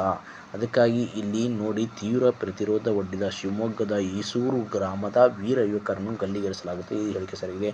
ಹಾವೇರಿ ಜಿಲ್ಲೆಯಲ್ಲಿ ನಡೆದ ಪೊಲೀಸ್ ಗೋಲಿಬಾರಿನಲ್ಲಿ ಮೈಲಾರ ಮಹದೇವಪ್ಪನವರು ಹುತಾತ್ಮರಾಗಿದ್ದರು ಇದು ಸಹ ಸರಿ ಇದೆ. ಇದು ಭಾಳ ಇಂಪಾರ್ಟೆಂಟ್ ಆಗಿರುತ್ತೆ ಒಂದು ಕ್ವಶನ್ ಆಗಿರುತ್ತೆ ಸ್ನೇಹಿತರೆ. ಇದ್ರ ಬಗ್ಗೆ ಕರ್ನಾಟಕದಲ್ಲಿ ಕ್ವಿಟ್ ಇಂಡಿಯಾ ಚಳವಳಿ ಯಾವಾಗ ನಡೀತು, ಇದರ ನೇತೃತ್ವ ಯಾರು ವಹಿಸಿದರು ಮತ್ತು ಆಯಾ ಪ್ರದೇಶದಲ್ಲಿ ಹೆಂಗೆ ಇದ್ದವು ಅದು ಸಹ ನೀವು ನೋಡ್ಕೊಳ್ಬೇಕು. ಓಕೆನಾ. ಎ ಮಾತ್ರ ಇಲ್ಲಿ ಎ ಮತ್ತು ಬಿ ಮಾತ್ರ ಸರಿಯಾಗಿರ್ತವ ನೋಡಿ. ನಾನು ಏನು ಹಿಂದಿನ ಕ್ವಶನ್ ಪೇಪರಲ್ಲಿ ಏನು ಪ್ಯಾಟರ್ನ್ ಹೇಳಿದ್ದೀನಿ ಅದೇ ಕ್ವಶನ್ ಬಗ್ಗೆ ಬಂದಿದೆ ಸ್ನೇಹಿತರೆ. ಅದಕ್ಕಾಗಿ ನೀವು ಏನು ಮಾಡಬೇಕಪ್ಪ ಅಂದರೆ ನಾನು ಏನು ಕ್ವಶನ್ ಪೇಪರ್ ನಾನು ಹೇಳಿದಂತೆ ನೀವು ಮಾಡಿದರೆ ಆರಾಮಾಗಿ ನೀವು 75ಕ್ಕಿಂತ ಹೆಚ್ಚು ಮಾಡ್ಬೋದು. ಯಾವ ಮನೆತನದ ಬಗ್ಗೆ ನೋಡಿ, ನಾನು ನೀವು ಒಂದು ನೋಟ್ಬುಕ್ ಇಟ್ಕೊಳ್ಳಿ. ಆ ನೋಟ್ಬುಕ್ಕಲ್ಲಿ ಇಟ್ಕೊಂಡು ಏನು ಮಾಡಬೇಕಪ್ಪ ಅಂದರೆ ಯಾವ ಮನೆತನದ ಕ್ವಶನ್ ಕೇಳಿದರೆ ಅದೇ ಮನೆತನದ ರಿಪೀಟೆಡ್ ಕ್ವಶನ್ ಆಗಿದೆ ಸ್ನೇಹಿತರೆ. ಅದೇ ರೀತಿ ಕಂಟಿನ್ಯೂ ಒಂದು ಟ್ರೆಂಡ್ ಅಂತ ಹೇಳ್ಬೋದು. ಕೆ ಇ ಅವರು ನಡೆಸುವ ಒಂದು ಕ್ವಶನ್ ಪೇಪರ್ ಯಾವ ರೀತಿ ಇದೆ ಅಂದರೆ ಅದೇ ಮನೆತನದ ಕ್ವಶನ್ಗಳು ನಮ್ಮ ಕಂಟಿನ್ಯೂ ಆಗ್ತಿದ್ದಾವೆ ನೋಡಿ. ಹೊಯ್ಸಳರ ಬಗ್ಗೆ ಹೇಳಿದರೆ, ಚಾಲುಕ್ಯರ ಬಗ್ಗೆ ಹೇಳಿದರೆ ಮತ್ತು ಪಾಂಡ್ಯರು, ಚೇಳರು, ಪಲ್ಲವರು ಈ ರೀತಿ ಆಪ್ಷನ್ಸ್ ಬಂದಾಗ ಅದೇ ಆಪ್ಷನ್ಸಿನ ಒಂದು ಏನಪ್ಪ ಅಂದರೆ ಮನೆತನಗಳ ಬಗ್ಗೆ ಕ್ವಶನ್ ಕೇಳಿದ್ದಾರೆ ಅಂತ ಹೇಳ್ಬೋದು. ಇಲ್ಲಿ ನೋಡಿ ಹೊಯ್ಸಳರ ಕುರಿತು ಕ್ವಶನ್ ಕೇಳಿದ್ದಾರೆ ನೋಡಿ. ಹೊಯ್ಸಳರಾಗಿರ್ಬೋದು ಈಗ ಮತ್ತು ಗುಪ್ತರ ಕಾಲದ ಕ್ವಶನ್ಗಳು ಬಂದಿವೆ. ಯಾವ್ಯಾವ ಮನೆತನದ ಬಗ್ಗೆ ಬಂದಿದೆ ಆ ಮನೆತನದ ಸಂಪೂರ್ಣವಾದ ಒಂದು ಮಾಹಿತಿ ನೀವು ಏನು ಮಾಡ್ಕೊಳ್ಬೇಕು ಅಂದರೆ ಕಲೆ ಮಾಡಬೇಕು, ನೋಟ್ ಮಾಡ್ಕೊಳ್ಬೇಕು. ಇಲ್ಲಿ ನೋಡಿ ಹೊಯ್ಸಳ ಸಾಮ್ರಾಜ್ಯದ ಕುರಿತು ಏನು ಮಾಡ್ರಪ್ಪ ಕ್ವಶನ್ ಕೇಳಿದರೆ ಈ ಹೊಯ್ಸಳ ಸಾಮ್ರಾಜ್ಯದ ಕುರಿತು ವೀರಬಲ್ಲಾಳನ ತಲಕಾಡಿನಲ್ಲಿ ಕೀರ್ತಿನಾರಾಯಣ ದೇವಾಲಯ ನಿರ್ಮಿಸಿದನು ನೋಡಿ. ವೀರಬಲ್ಲಾಳ ಏನು ಮಾಡ್ತಾನೆ ತಲಕಾಡಿನಲ್ಲಿ ಕೀರ್ತಿನಾರಾಯಣ ದೇವಾಲಯ ನಿರ್ಮಿಸಿದ. ಎರಡನೇ ಬಲ್ಲಾಳನು ಸುರಟೂರಿನಲ್ಲಿ ಶೇವಣ್ಣನ 5ನೇ ಬಿಲ್ಲಮ್ಮನನ್ನು ಸೋಲಿಸಿದನು ನೋಡಿ. ಎರಡನೇ ಬಲ್ಲಾಳ ಏನು ಮಾಡ್ತಾನೆ ಅಂದರೆ ಸುರಟೂರಿನಲ್ಲಿರುವ ಶೇವಣ್ಣನ 5ನೇ ಬಿಲ್ಲಮ್ಮನನ್ನು ಸೋಲಿಸಿದನು. 2ನೇ ನರಸಿಂಹನ ಕಾಲದಲ್ಲಿ ಕೊಪ್ಪಂ 2ನೇ ರಾಜಧಾನಿಯಾಗಿತ್ತು ನೋಡಿ. ಕೊಪ್ಪಂ ಎಂಬುದು ಯಾರ ಕಾಲದಲ್ಲಿ 2ನೇ ರಾಜಧಾನಿ ಇತ್ತು ಅಂದರೆ ನರಸಿಂಹನ ಕಾಲದಲ್ಲಿ. ಕಣ್ಣೇಗಾಲ ಕದನದಲ್ಲಿ ಹೊಯ್ಸಳರು ಕಲ್ಯಾಣ ಚಾಲುಕ್ಯರನ್ನು ಸೋಲಿಸಿದರು ನೋಡಿ. ಯಾವ ರೀತಿ ಡಿಫಿಕಲ್ಟ್ ಇದೆ ಅಂತ ನಿಮಗೆ ಗೊತ್ತಾಗಿದೆ ಸ್ನೇಹಿತರೆ. ಈ 3 ಹೇಳಿಕೆ ಮಾತ್ರ ಸರಿಯಾದ ಆನ್ಸರ್ ಆಗಿದೆ. ಯಾವ 3 ಹೇಳಿಕೆಗಳು ಸರಿಯಾಗಿದೆ ಅಂತ ನೀವೇ ಒಂದು ಕಂಡುಕೊಳ್ಳಿ ಮತ್ತು ಕಮೆಂಟ್ ಬಾಕ್ಸ್ನಲ್ಲಿ ನೀವು ಏನು ಮಾಡಬೇಕಪ್ಪ ಆನ್ಸರ್ ಮಾಡಬೇಕು. ಈ ರೀತಿ ಕ್ವಶನ್ ಕೇಳಿದಾಗ ಭಾಳ ಡಿಫಿಕಲ್ಟ್ ಕ್ವಶನ್ ಇರುತ್ತೆ. ಅದಕ್ಕಾಗಿ ನೀವು ಏನು ಮಾಡಬೇಕಂದ್ರೆ ಪರ್ಟಿಕ್ಯುಲರ್ ಆಗಿ ಏನು ಮಾಡಬೇಕಪ್ಪ ಅಂದರೆ ನೋಡಿಕೊಳ್ಳೇಬೇಕಾದ ಒಂದು ಕ್ವಶನ್ ಆಗಿದೆ ಅಂತ ಹೇಳ್ಬೋದು. ಅದಕ್ಕೆ ಹೇಳ್ಬೋದು ಹೊಯ್ಸಳ ಸಾಮ್ರಾಜ್ಯದ ಬಗ್ಗೆ ಸಂಪೂರ್ಣವಾದ ಒಂದು ಮಾಹಿತಿ ನಿಮ್ಗೆ ಗೊತ್ತಿದ್ದರೆ ಮಾತ್ರ ಈ ರೀತಿ ನಿಮಗೆ ಆನ್ಸರ್ ಅನ್ನು ಮಾಡ್ಬೋದಪ್ಪ ಅಂದರೆ ಆನ್ಸರ್ ಆರಾಮಾಗಿ ನೀವು ಹಾಕ್ಬೋದು. ಈ ಕೆಳಗಿನ ಪ್ರಾಚೀನ ಶಾಸನಗಳನ್ನು ಪರಿಗಣಿಸಿ. 38ನೇದು ಏನಪ್ಪ ಅಂದರೆ 38 ಮೂರನೇದೊಂದು ಸರಿಯಾದ ಆನ್ಸರ್ ಆಗಿದೆ. ಎ ಮತ್ತು ಬಿ ಮಾತ್ರ. ಪ್ರಾಚೀನ ಶಾಸನಗಳು ಗುರುತಿಸಿ. ಮಸ್ಕಿ ಶಾಸನ, ಚಂದ್ರವಳ್ಳಿ ಶಾಸನ, ತಳಗುಂದ ಶಾಸನ, ಈ ಮೇಲಿನ ಶಾಸನಗಳು ಸಂಪೂರ್ಣವಾಗಿ ಪ್ರಾಕೃತ ಭಾಷೆಯಲ್ಲಿ ರಚಿತವಾಗಿ. ನೋಡಿ ಪ್ರಾಕೃತ ಯಾವ ಭಾಷೆಯಲ್ಲಿ ರಚನೆ. ಮಸ್ಕಿ ಶಾಸನ ಯಾವ ಭಾಷೆ ಅಂದರೆ ಪ್ರಾಕೃತ ಭಾಷೆ. ಚಂದ್ರವಳ್ಳಿ ಶಾಸನ ಇದು ಸಹ ಪ್ರಾಕೃತ. ತಾಳಗುಂದ ಶಾಸನ ಅಲ್ಲ ಸ್ನೇಹಿತರೆ. ಅದಕ್ಕಾಗಿ ನಾವು ಏನು ಮಾಡಬೇಕಪ್ಪ ಅಂದರೆ ಪ್ರಾಕೃತ ಭಾಷೆಯಲ್ಲಿ ರಚನೆಯಾದ ಒಂದು ಶಾಸನ ಅಂದರೆ ಮಸ್ಕಿ ಶಾಸನ ಮತ್ತು ಚಂದ್ರವಳ್ಳಿ ಶಾಸನ ಅಂತ ಹೇಳ್ತೀವಿ. ತಾಳಗುಂದ ಸಂಸ್ಕೃತ ಶಾಸನ ಆಗಿರ್ತದೆ ಸ್ನೇಹಿತರೆ. ಅದಕ್ಕಾಗಿ ಭಾಳ ಇಂಪಾರ್ಟೆಂಟ್ ಅದ ಒಂದು ಕ್ವಶನ್ಗಳಿರ್ತದೆ. ದೇಶೀಯ ಸಂಸ್ಥಾನಗಳು ಮತ್ತು ಅವುಗಳನ್ನು ಏಕೀಕರಣ ವಿಧಾನಕ್ಕೆ ಸಂಬಂಧಿಸಿದಂತೆ ಕೆಳಗಿನವುಗಳನ್ನು ಗುರುತಿಸಿ ಅಂತ ಹೇಳೋದು. ದೇಶೀಯ ವಿಕೇಂದ್ರೀಕರಣ ಅಂದರೆ ದೇಶೀಯ ಏಕೀಕರಣಕ್ಕಾಗಿ ಸಂಬಂಧಪಟ್ಟ ಒಂದು ಕ್ವಶನ್ ಬಂದಿದೆ ಸ್ನೇಹಿತರೆ. ಇಲ್ಲಿ ನೋಡ್ಬೋದು ಹೈದರಾಬಾದು, ಜುನಾಗಢ, ಕಾಶ್ಮೀರ. ಏನು ನೋಡಿ ಕ್ವಶನ್ ಅದೇ ಟ್ರೆಂಡ್ ಇದೆ ಸ್ನೇಹಿತರೆ. ಅದಕ್ಕಾಗಿ ಸ್ಲೋ ಆಗಿ ಕ್ವಶನ್ ಪೇಪರ್ ಟಫ್ ಇದೆಯಾ ಆ ಥರ ಅಂತ ಹೇಳ್ತಾರೆ. ಇಲ್ಲಿ ನೋಡಿ ಅದೇ ಕ್ವಶನ್ ಪೇಪರ್ ಟ್ರೆಂಡ್ ಅಂತ ಹೇಳ್ಬೋದು. ಕಂಟಿನ್ಯೂ ಆಗಿ ಮಾಡಿದ್ದಾರೆ. ದೇಶೀಯ ಸಂಸ್ಥಾನಗಳು ಮತ್ತು ಅವುಗಳ ಏಕೀಕರಣಕ್ಕೆ ಸಂಬಂಧಿಸಿದಂತೆ ಪರಿಗಣಿಸಿ. ಹೈದರಾಬಾದು, ಜುನಾಗಢ, ಕಾಶ್ಮೀರ ಅಂತ ಕೇಳಿದರೆ ಈ ರೀತಿ ಹೇಳಿಕೆಗಳು ನಿಮಗೆ ಏನು ಮಾಡಿದ್ರೆ ಟೈಮ್ ಸ್ಪೆಂಡ್ ಮಾಡಬೇಕಾಗುತ್ತದೆ ಅಂತ ಹೇಳಿದ್ರೆ ಸ್ನೇಹಿತರೆ. ಓಕೆನಾ. ಇಲ್ಲಿ ಎ ಮಾತ್ರ ಸರಿಯಾದ ಒಂದು ಹೊಂದಾಣಿಕೆಯಾಗಿದೆ ಸ್ನೇಹಿತರೆ. ಹೈದರಾಬಾದ್ ಪೊಲೀಸ್ ಕಾರ್ಯಾಚರಣೆಯಾಗಿದೆ ಅಂತ ಹೇಳ್ಬೋದು. ಜುನಾಗಢ ಏನಪ್ಪ ಅಂದರೆ ಇದು ಜನರ ಅಭಿಪ್ರಾಯವಾಗಿದೆ. ವಿಲೀನ ಒಪ್ಪಂದ ಕಾಶ್ಮೀರ ಈ ರೀತಿ ಆಗಬೇಕಿತ್ತು. ಅದಕ್ಕಾಗಿ ಎ ಮಾತ್ರ ಸರಿಯಾಗಿದೆ. ಜುನಾಗಢ ಏನಪ್ಪ ಅಂದರೆ ಜನಾಭಿಪ್ರಾಯ ಸಂಗ್ರಹಣೆ ಮೇಲೆ ಜುನಾಗಢ ಸೇರ್ಬರ್ತದೆ. ವಿಲೀನ ಒಪ್ಪಂದದ ಮೇಲೆ ಕಾಶ್ಮೀರ ಏನು ಮಾಡ್ತಪ್ಪ ಅಂದರೆ ಇದು ಸೇರ್ಪಡೆಗೊಂಡಿರ್ತ ಅಂತ ಹೇಳ್ತೀವಿ. ಓಕೆನಾ. ನೆಕ್ಸ್ಟ್ ಕ್ವಶನ್ ಹೋಗೋಣ ಸ್ನೇಹಿತರೆ. ನೆಕ್ಸ್ಟ್ ಕ್ವಶನ್ ಸಹ ಭಾಳ ಇಂಪಾರ್ಟೆಂಟ್ ಆದೊಂದು ಕ್ವಶನ್ ಹೇಳ್ತೀನಿ. ದಂಡಿ ಸತ್ಯಾಗ್ರಹಕ್ಕೆ ಸಂಬಂಧಿಸಿದಂತೆ ಈ ಕೆಳಗಿನ ಹೇಳಿಕೆಯನ್ನು ಪರಿಗಣಿಸಿ. ದಂಡಿ ಸತ್ಯಾಗ್ರಹ. ದಂಡಿ ಅಂದರೆ 1921 ಲಾಹೋರ್ ಕಾಂಗ್ರೆಸ್ ಸಂಪೂರ್ಣ ಸ್ವರಾಜ್ಯವನ್ನು ಘೋಷಿಸಿದ ನಂತರ ಇದು ಪ್ರಾರಂಭಗೊಂಡಿತ್ತು. ನೋಡಿ ದಂಡಿ ಯಾತ್ರೆ 1930 ಏಪ್ರಿಲ್ 6ರಂದು ಪ್ರಾರಂಭಗೊಂಡ ಒಂದು ದಂಡಿ ಯಾತ್ರೆಯಾಗಿದೆ. ಯಾರ ಅಧ್ಯಕ್ಷತೆಯಲ್ಲಿ? ಮಹಾತ್ಮ ಗಾಂಧೀಜಿಯವರ ಒಂದು ನೇತೃತ್ವದಲ್ಲಿ ಸ್ನೇಹಿತರೆ. ಓಕೆನಾ. ಈ ಪ್ರತಿಭಟನೆಯಲ್ಲಿ ಮಹಿಳೆಯರು ಭಾಗವಹಿಸುವಂತೆ ಗಾಂಧೀಜಿಯವರು ಕಟ್ಟುನಿಟ್ಟಾಗಿ ನಿಷೇಧಿಸಿದ್ದರು. ದಂಡಿ ಸತ್ಯಾಗ್ರಹವು ಕಾನೂನು ಭಂಗ ಚಳುವಳಿ ಪ್ರಾರಂಭಕ್ಕೆ ಸಂಬಂಧಿಸಿದಂತೆ ಉದ್ಘಾಟನಾ ಕಾರ್ಯಕ್ರಮವಾಗಿತ್ತು. ಈ ಮೇಲಿನ ಎಷ್ಟು ಹೇಳಿಕೆಗಳು ಸರಿಯಾಗಿವೆ? ನೋಡಿ ಈ ರೀತಿ ಕ್ವಶನ್ ಕೇಳಿದಾಗ ಏನಪ್ಪ ಅಂದರೆ ನಿಮಗೆ ಒಂದು ಡಿಫಿಕಲ್ಟ್ ಕ್ವಶನ್ ಅಂತ ಸ್ನೇಹಿತರೆ. ಈ 2 ಮಾತ್ರ ಸರಿಯಾಗಿವೆ. ದಂಡಿ ಯಾತ್ರೆ ಏಪ್ರಿಲ್ ಬಿ ಮಾತ್ರ ಸರಿಯಾಗಿದೆ ಸ್ನೇಹಿತರೆ ಅಂತ ಹೇಳ್ತೀವಿ. ದಂಡಿ ಸತ್ಯಾಗ್ರಹ ಕಾನೂನು ಭಂಗ ಚಳುವಳಿ ಪ್ರಾರಂಭಕ್ಕೆ ಸಂಬಂಧಿಸಿದ ಒಂದು ಉದ್ಘಾಟನಾ ಕಾರ್ಯಕ್ರಮವಾಗಿತ್ತು ಸಹ ಇದು ಸಹ ಸರಿಯಾಗಿದೆ ಅಂತ ಹೇಳ್ತೀನಿ. 2 ಮಾತ್ರ ಏನಪ್ಪ ಅಂದರೆ ಹೇಳಿಕೆಗಳು ಸರಿಯಾಗಿದ್ದಾವೆ ಅಂತ ಹೇಳ್ತೀವಿ. ಓಕೆನಾ. ನೆಕ್ಸ್ಟ್ ಕ್ವಶನ್ ಹೋಗೋಣ ಸ್ನೇಹಿತರೆ. ಪಟ್ಟಿ 1 ಮತ್ತು ಪಟ್ಟಿಯನ್ನು ಹೊಂದಿಸಿ ಬರ್ರಿ ಕೇಳಿದ್ದಾರೆ. ಇಲ್ಲಿ ಹೊಂದಿಸಿ ಬರ್ರಿ ಅತಿ ಹೆಚ್ಚು ಅಂದರೆ ಹೊಂದಿಸಿ ಬರ್ರಿ ಮತ್ತು ಎಷ್ಟು ಹೇಳಿಕೆಗಳು ಸರಿ ಇದ್ದಾವೆ ಈ ರೀತಿ ಕ್ವಶನ್ ಕೇಳಿದಾಗ ನಿಮ್ಗೆ ಏನಾಗ್ತದೆ ಕನ್ಫ್ಯೂಸ್ ಆಗಿರೋ ಕ್ವಶನ್ ಅಂತಂದರೆ ಹಿಂಡಾಲ್ಕೋ, ನಾಲ್ಕೋ, ಬಾಲ್ಕೋ, ವೇದಾಂತ್ ಅಲ್ಯೂಮಿನಿಯಂ ಲಿಮಿಟೆಡ್ ಇವೇನಪ್ಪ ಹೊಂದಿಸಿ ಬರಬೇಕು. ಪಟ್ಟಿಯಲ್ಲಿ ಕಂಪ್ನಿ ಕೊಟ್ಟಿದ್ದಾರೆ. ಆದ ಸ್ಥಳಗಳು ಹಿಂಡಾಲ್ಕೋ ಎಂಬುದು ಯಾವ ಒಂದು ಸ್ಥಳದಲ್ಲಿ ಕಂಡುಬರುವ ಒಂದು ಕಂಪನಿಯಾಗಿದೆ ಅಂತ ಅವ್ರು ಕೇಳಿದರೆ ಸ್ನೇಹಿತರೆ. ಇಲ್ಲಿ ನೋಡಿ ಹಿಂಡಾಲ್ಕೋ ಎಂಬುದು ರೇಣುಕೋಟದಲ್ಲಿ ಕಂಡುಬರುವ ಒಂದು ಕಂಪನಿಯಾಗಿದೆ ಸ್ನೇಹಿತರೆ. ನಾಲ್ಕೋ ಎಂಬುದು ಎಲ್ಲಿಯಪ್ಪ ಅಂದರೆ ಅಂಗೋಲಾದಲ್ಲಿ ಕಂಡುಬರುವ ನಾಲ್ಕೋ, ಬಾಲ್ಕೋ ಅಂತ ಭಾಳ ಇಂಪಾರ್ಟೆಂಟ್ ಆಗಿವೆ. ಬಾಲ್ಕೋ ಎಂಬುದು ಎಲ್ಲಿ ಕಂಡು ಬರ್ತದಪ್ಪ ಅಂದರೆ ಕೊಬ್ರಾ ಎಂಬುದರಲ್ಲಿ ಕಂಡುಬರ್ತದೆ ಅಂದರೆ ಇಲ್ಲಿ ಕೊರ್ಬಾ ಎಂಬುದರಲ್ಲಿ ಕಂಡುಬರ್ತಾ. ವೇದಾಂತ್ ಅಲ್ಯೂಮಿನಿಯಂ ಲಿಮಿಟೆಡು ಇದು ಎಲ್ಲಪ್ಪ ಅಂದರೆ ಜಾರ್ಸುಗೂಡದಲ್ಲಿ ಕಂಡುಬರುವ ಒಂದು ಕಂಪನಿಯಾಗಿದೆ. ಈ ರೀತಿ ನಿಮ್ಗೆ ಕೇಳಿದಾಗ ಇಲ್ಲಿ 1ನೇ ಹೇಳಿಕೆ ಸರಿಯಾಗಿದೆ. ಈ ಕೇಂದ್ರ ಕಚೇರಿಯಲ್ಲಿದ್ದಾವೆ ಮತ್ತು ಯಾವ ಸ್ಥಾಪನೆಗೊಂಡಿತ್ತು, ಯಾವ ರಾಜ್ಯದಲ್ಲಿ ಕಂಡು ಬರ್ತವೆ ಈ ರೀತಿ ಅಂದರೆ ಇಲ್ಲಿ ಸ್ಥಳ ಕೇಳಿದರೆ ರಾಜ್ಯಗಳು ಸಹ ನಿಮಗೆ ಗೊತ್ತಿರಲೇಬೇಕು. ಓಕೆನಾ. ದಂಡಕಾರಣ್ಯ ಯೋಜನೆ ನೋಡಿ. ದಂಡಕಾರಣ್ಯ ಯೋಜನೆ ಎಂಬುದು ಎಲ್ಲಿ ಜಾರಿಗೆ ಬಂದಿತ್ತು? ದಂಡಕಾರಣ್ಯ ಯೋಜನೆ ಈ ಕೆಳಕಂಡ ರಾಜ್ಯಗಳ ಬುಡಕಟ್ಟು ಪ್ರದೇಶಗಳಿಗೆ ಒಳಗೊಂಡಿದೆ. ದಂಡಕಾರಣ್ಯ ಯೋಜನೆ ಇಂಥ ಕರೆಂಟ್ ಅಫೇರ್ಸ್ ಬಂದಾಗ ಡಿಫಿಕಲ್ಟ್ ಆದ ಒಂದು ಕರೆಂಟ್ ಅಫೇರ್ಸ್ ಅಂತ ಹೇಳ್ಬೋದು. ಇವು ಯಾವ ಒಂದು ರಾಜ್ಯಗಳ ಬುಡಕಟ್ಟು ಪ್ರದೇಶಗಳನ್ನು ಒಳಗೊಂಡಿವೆ? ಮಧ್ಯಪ್ರದೇಶ, ಜಾರ್ಖಂಡ, ಒಡಿಶಾ, ಛತ್ತೀಸ್ಗಢ, ಒಡಿಶಾ, ಜಾರ್ಖಂಡ, ಮಹಾರಾಷ್ಟ್ರ, ಒಡಿಶಾ, ಜಾರ್ಖಂಡ, ಛತ್ತೀಸ್ಗಢ, ಪಶ್ಚಿಮ ಬಂಗಾಳ, ಜಾರ್ಖಂಡ, ತೆಲಂಗಾಣ. ಇಲ್ಲಿ 2ನೇ ಹೇಳಿಕೆ ಸರಿಯಾಗಿದೆ ಅಂದರೆ ಛತ್ತೀಸ್ಗಢ, ಒಡಿಸ್ಸಾ, ಜಾರ್ಖಂಡ್. ಈ ಹೇಳಿಕೆ ಸರಿಯಾಗಿದೆ. ಎರಡನೇ ಹೇಳಿಕೆ ಸರಿಯಾಗಿದೆ ಅಂತ ಹೇಳ್ಬೋದು. ಕಾವೇರಿ ನೀರು ನಿಯಂತ್ರಣ ಪ್ರಾಧಿಕಾರದ ಮೊದಲ ಅಧ್ಯಕ್ಷರು ಯಾರು ನೋಡಿ. ಈ ರೀತಿ ಕ್ವಶನ್ ಸಹ ಈ ಒಂದು ಹೇಳಿಕೆ ಸಹ ಆನ್ಲೈನ್ ಕ್ವಶನ್ ಸಹ ಡಿಫಿಕಲ್ಟ್ ಕ್ವಶನ್ ಕೇಳ್ತಾರೆ ಸ್ನೇಹಿತರೆ KE ಅವರು. ಅದಕ್ಕಾಗಿ ಸಂಪೂರ್ಣವಾಗಿ ನೋಡ್ಕೊಳ್ಳಿ. ಕಾವೇರಿ ನೀರು ನಿಯಂತ್ರಣ ಪ್ರಾಧಿಕಾರದ ಮೊದಲ ಅಧ್ಯಕ್ಷರು ಯಾರು ಅಂತ ಈ ರೀತಿ ಕ್ವಶನ್ ಕೇಳಿದಾಗ ಏನಾಗ್ತದಪ್ಪ ಅಂದರೆ ನಿಮಗೆ ಡಿಫಿಕಲ್ಟ್ ಆಗಿರ್ತದೆ ಸ್ನೇಹಿತರೆ. ಸಂತೋಷ್ ಹೆಗಡೆ ಇವರು ಆಗಿಲ್ಲ ಸ್ನೇಹಿತರೆ, ಇವರು ಆಗಿರಲ್ಲ. ಮಸೂದ್ ಹುಸೇನ್ ಅಂತ ಸಲೀಂ ಅಲಿ ಇವರು ಸಹ ಆಗಿರಲ್ಲ. ವೆಂಕಟಾಚಲ. ನಿಮಗೆ ಈ ಎರಡು ವ್ಯಕ್ತಿಗಳ ಮಧ್ಯೆ ನಿಮಗೆ ಏನು ಮಾಡ್ತಾರೆ ಕನ್ಫ್ಯೂಸ್ ಇರ್ತದೆ. ಅದಕ್ಕಾಗಿ ಇಲ್ಲಿ ಮಸೂದ್ ಹುಸೇನ್ ಅವರು ಏನು ಮಾಡ್ತಾರಪ್ಪ ಅಂದರೆ ಕಾವೇರಿ ನೀರು ನಿಯಂತ್ರಣ ಪ್ರಾಧಿಕಾರದ ಮೊದಲ ಅಧ್ಯಕ್ಷರಾಗಿರ್ತಾರೆ. ಓಕೆನಾ, ಇದು ಬಹಳ ಇಂಪಾರ್ಟೆಂಟ್ ಆದ ಒಂದು. ಸ್ಥಳಾಂತರ ಬೇಸಾಯಕ್ಕೆ ಸಂಬಂಧಿಸಿದಂತೆ ತಪ್ಪಾಗಿರುವ ಜೋಡಿ ನೋಡಿ. ತಪ್ಪಾಗಿರುವ ಜೋಡಿ ಕಳೆದ ಸ್ನೇಹಿತರೆ ಇವೆಲ್ಲ ಹಳಿ ಕ್ವಶನ್ ಪೇಪರಲ್ಲಿ ಬಂದರು. KE ಮತ್ತು KPSC ನಡೆಸಿರುವ ಮತ್ತು KE ನಡೆಸಿರುವ ಕ್ವಶನ್ ಪೇಪರ್ ಯಾರು ಚೆನ್ನಾಗಿ ಡಿಸ್ಕಸ್ ಮಾಡ್ತಿರಲ್ಲ ಏನು ಮಾಡಬೇಕಪ್ಪ ಅಂದರೆ ಎಲ್ಲ ಚೆನ್ನಾಗಿ ಹಳಿ ಕ್ವಶನ್ ಪತ್ರಿಕೆ ಯಾವುದೇ ಆಗಿರಲ್ಲ ಸ್ನೇಹಿತರೆ. KPSC ಆಗಿರ್ಬೋದು, KE ಆಗಿರ್ಬೋದು, ಇನ್ನಿತರ ರಾಜ್ಯಗಳ ಎಕ್ಸಾಮ್ ನಡೆಸಿರುವ ಕ್ವಶನ್ ಪೇಪರ್ಗಳು ಏನು ಮಾಡಬೇಕಪ್ಪ ಅಂದರೆ ಚೆನ್ನಾಗಿ ಡಿಸ್ಕಸ್ ಮಾಡಿದ್ರೆ ನೀವು ಆರಾಮಾಗಿ ಏನು ಮಾಡಬೇಕಂದ್ರೆ ಕ್ಲಿಕ್ ಆಗ್ಬೋದು. ಕರೆಂಟ್ ಅಫೇರ್ಸ್ ಅದ್ರ ಜೊತೆ ಕರೆಂಟ್ ಅಫೇರ್ಸ್ ಮೆಂಟಲ್ ಚೆನ್ನಾಗಿ ಮಾಡಿದರೆ ಆರಾಮಾಗಿ 70ರವರೆಗೂ ನೀವು ತೊಗೊಳ್ಳಬಹುವ ಒಂದು ಸಂಭವ ಜಾಸ್ತಿ ಇರ್ತದೆ. ಇಲ್ಲಿ ನೋಡಿ, ಸ್ಥಳಾಂತರ ಬೇಸಿಗೆ ಸಂಬಂಧ ತಪ್ಪಾಗಿರೋ ಜೋಡಿ ಗುರುತಿಸಬೇಕು. ತಪ್ಪಾಗಿರುವ ಜೋಡಿ ಯಾವುದಪ್ಪ ಅಂದರೆ ತಮಾರಿ ಎಂಬುದು ತಪ್ಪಾಗಿದೆ. ಇದು ಕಾನ್ಕೋ ಎಂಬುದು ವೆಂಜುಲಾದ ಕಂಡುಬರುವ ಒಂದು ಸ್ಥಳಾಂತರ ಬೇಸಾಯ. ರೋಕೋ ಎಂಬುದು ಬ್ರೆಜಿಲು ಅಂತ ಹೇಳ್ತೀವಿ. ತಮಾರಿ ಎಂದು ಫಿಲಿಪೈನ್ಸ್ನಲ್ಲಿ ಕಂಡುಬರದ ಒಂದು ಸ್ಥಳಾಂತರ. ಚೈನಾ ಎಂಬುದು ಶ್ರೀಲಂಕಾದಲ್ಲಿ ಕಂಡುಬರುವ ಒಂದು ಸ್ಥಳಾಂತರ ಬೇಸಾಯ ಆಗಿರ್ತದೆ. ಅದಕ್ಕಾಗಿ ಇಲ್ಲಿ ಮೂರನೇದು ತಪ್ಪಾಗಿದೆ. ಅದಕ್ಕಾಗಿ ಈ ಫಿಲಿಪೈನ್ಸ್ನಲ್ಲಿ ಕಂಡುಬರುವ ಸ್ಥಳಾಂತರ ಬೇಸಾಯ ಯಾವುದು, ಅದರ ಒಂದು ಉದ್ದೇಶ ಏನು, ಈ ರೀತಿ ನೀವು ಕೊಂಡಾಗ ಏನಪ್ಪ ಅಂದರೆ ಚೆನ್ನಾಗಿ ನೀವು ನೋಡ್ಕೊಳ್ಬೇಕು, ಪಠ್ಯ ಮಾಡ್ಕೊಳ್ಬೇಕು ಸ್ನೇಹಿತರೆ. ಸ್ಥಳಾಂತರ ಬೇಸಾಯ ಯಾವುದು, ಆ ಸ್ಥಳಾಂತರ ಬೇಸಾಯಕ್ಕೆ ಸಂಬಂಧಪಟ್ಟ ಪ್ರದೇಶಗಳು, ಈ ರೀತಿ ನೀವು ವಲಸೆ ಹೋಗುವ ಅಂತ ಈ ರೀತಿ ನೀವು ನೋಡಿ ಹಳೆ ಕ್ವಶನ್ ಪೇಪರ್ ನೀವು ಓದುವಾಗ ಪಟ್ಟಿ ಮಾಡ್ಕೊಂಡಿರ್ಬೇಕು. ಓಕೆನಾ. ನೆಕ್ಸ್ಟ್ ಕ್ವಶನ್ ನೋಡ್ತೀನಿ. ನೆಕ್ಸ್ಟ್ ಕ್ವಶನ್ ಯಾವುದಪ್ಪ ಅಂದರೆ ಈ ಕೆಳಗಿನ ಭೂಕಂಪನ ಅಲೆಗಳನ್ನು ಪರಿಗಣಿಸಿ ನೋಡಿ. ಭೂಕಂಪದ ಬಗ್ಗೆ ಸಹ ಕ್ವಶನ್ ಬಂದಿದೆ ಅಂತ ಹೇಳ್ತೀವಿ. ಇದು ಆಲ್ರೆಡಿ ಇವ್ರ ಕ್ವಶನ್ ಪೇಪರ್ ಅಪ್ಪ ಅಂದರೆ ಟ್ರೆಂಡ್ ಕ್ವಶನ್ ಪೇಪರ್ ಅಂತ ಹೇಳ್ಬೋದು.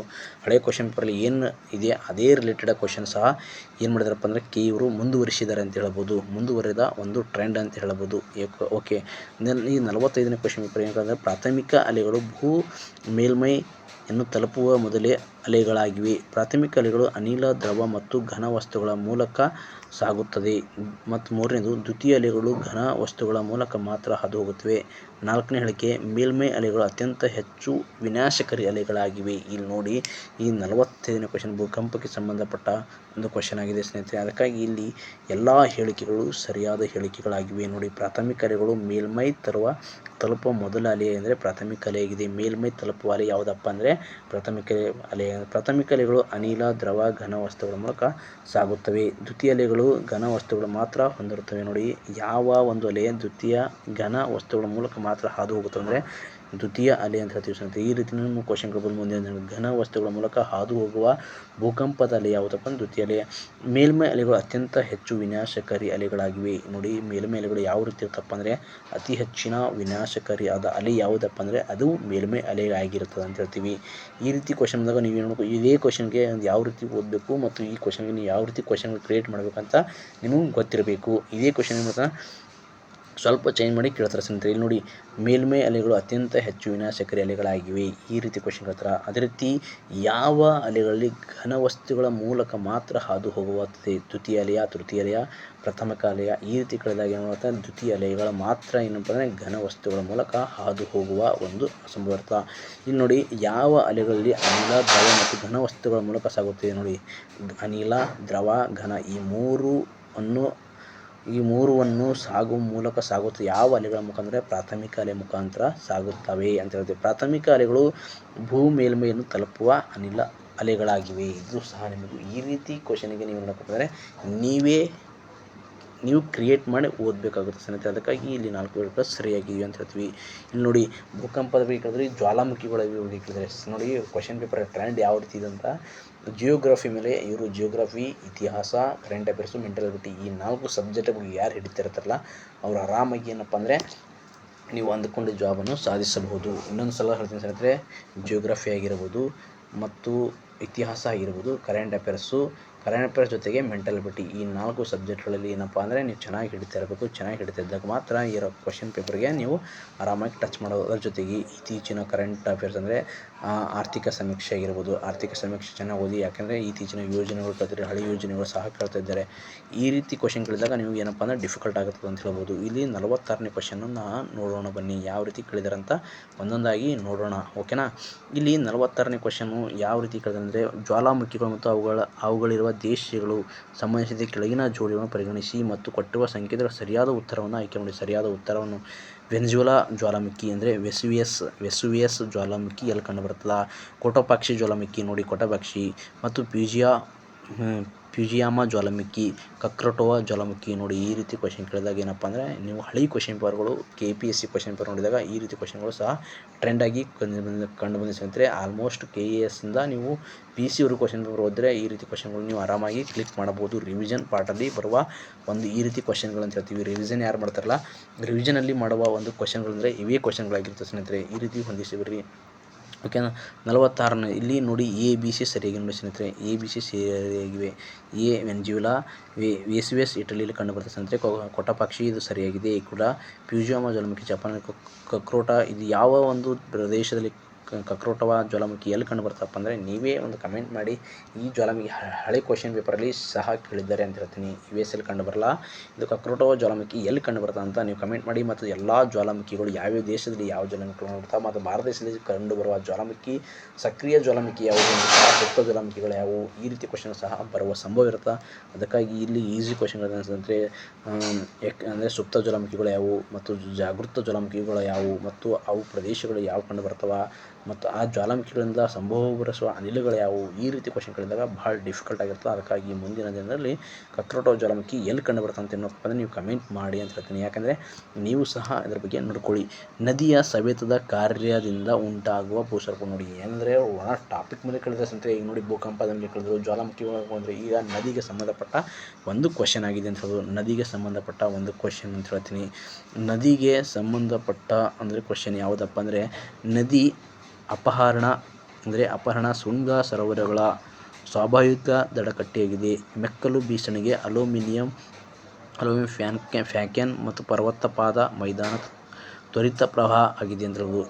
ಜಲಪಾತ ಕುಂಭಕುಳಿ ಕಂದರ ಮತ್ತು ನದಿ ಮುಖಜ ಭೂಮಿ ಜಡೆ ಮಾದರಿಯ ನದಿ ಎಂದು ಯು ಆಕಾರದ ಕಣಿವೆಯಾಗಿದೆ.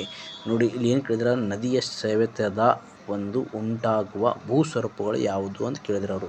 ಭೂಸ್ವರೂಪಗಳು ಯಾವುದಪ್ಪ ಅಂದರೆ ಜಲಪಾತ, ಕುಂಭಕುಳಿ ಮತ್ತು ಕಂದರ. ಇವು ಏನಪ್ಪ ಅಂದರೆ ನದಿ ಸವೆತದಿಂದ ಉಂಟಾಗುವ ಭೂಸ್ವರೂಪಗಳು ಯಾವಪ್ಪ ಅಂದರೆ ಜಲಪಾತ, ಕುಂಭಕುಳಿ ಮತ್ತು ಕಂದರ್. ಇವು ಏನಪ್ಪ ಅಂದರೆ ಉಂಟಾಗುವ ಒಂದು ಭೂಸ್ವರೂಪಗಳಾಗಿವೆ ಅಂತ ಹೇಳ್ಬೋದು.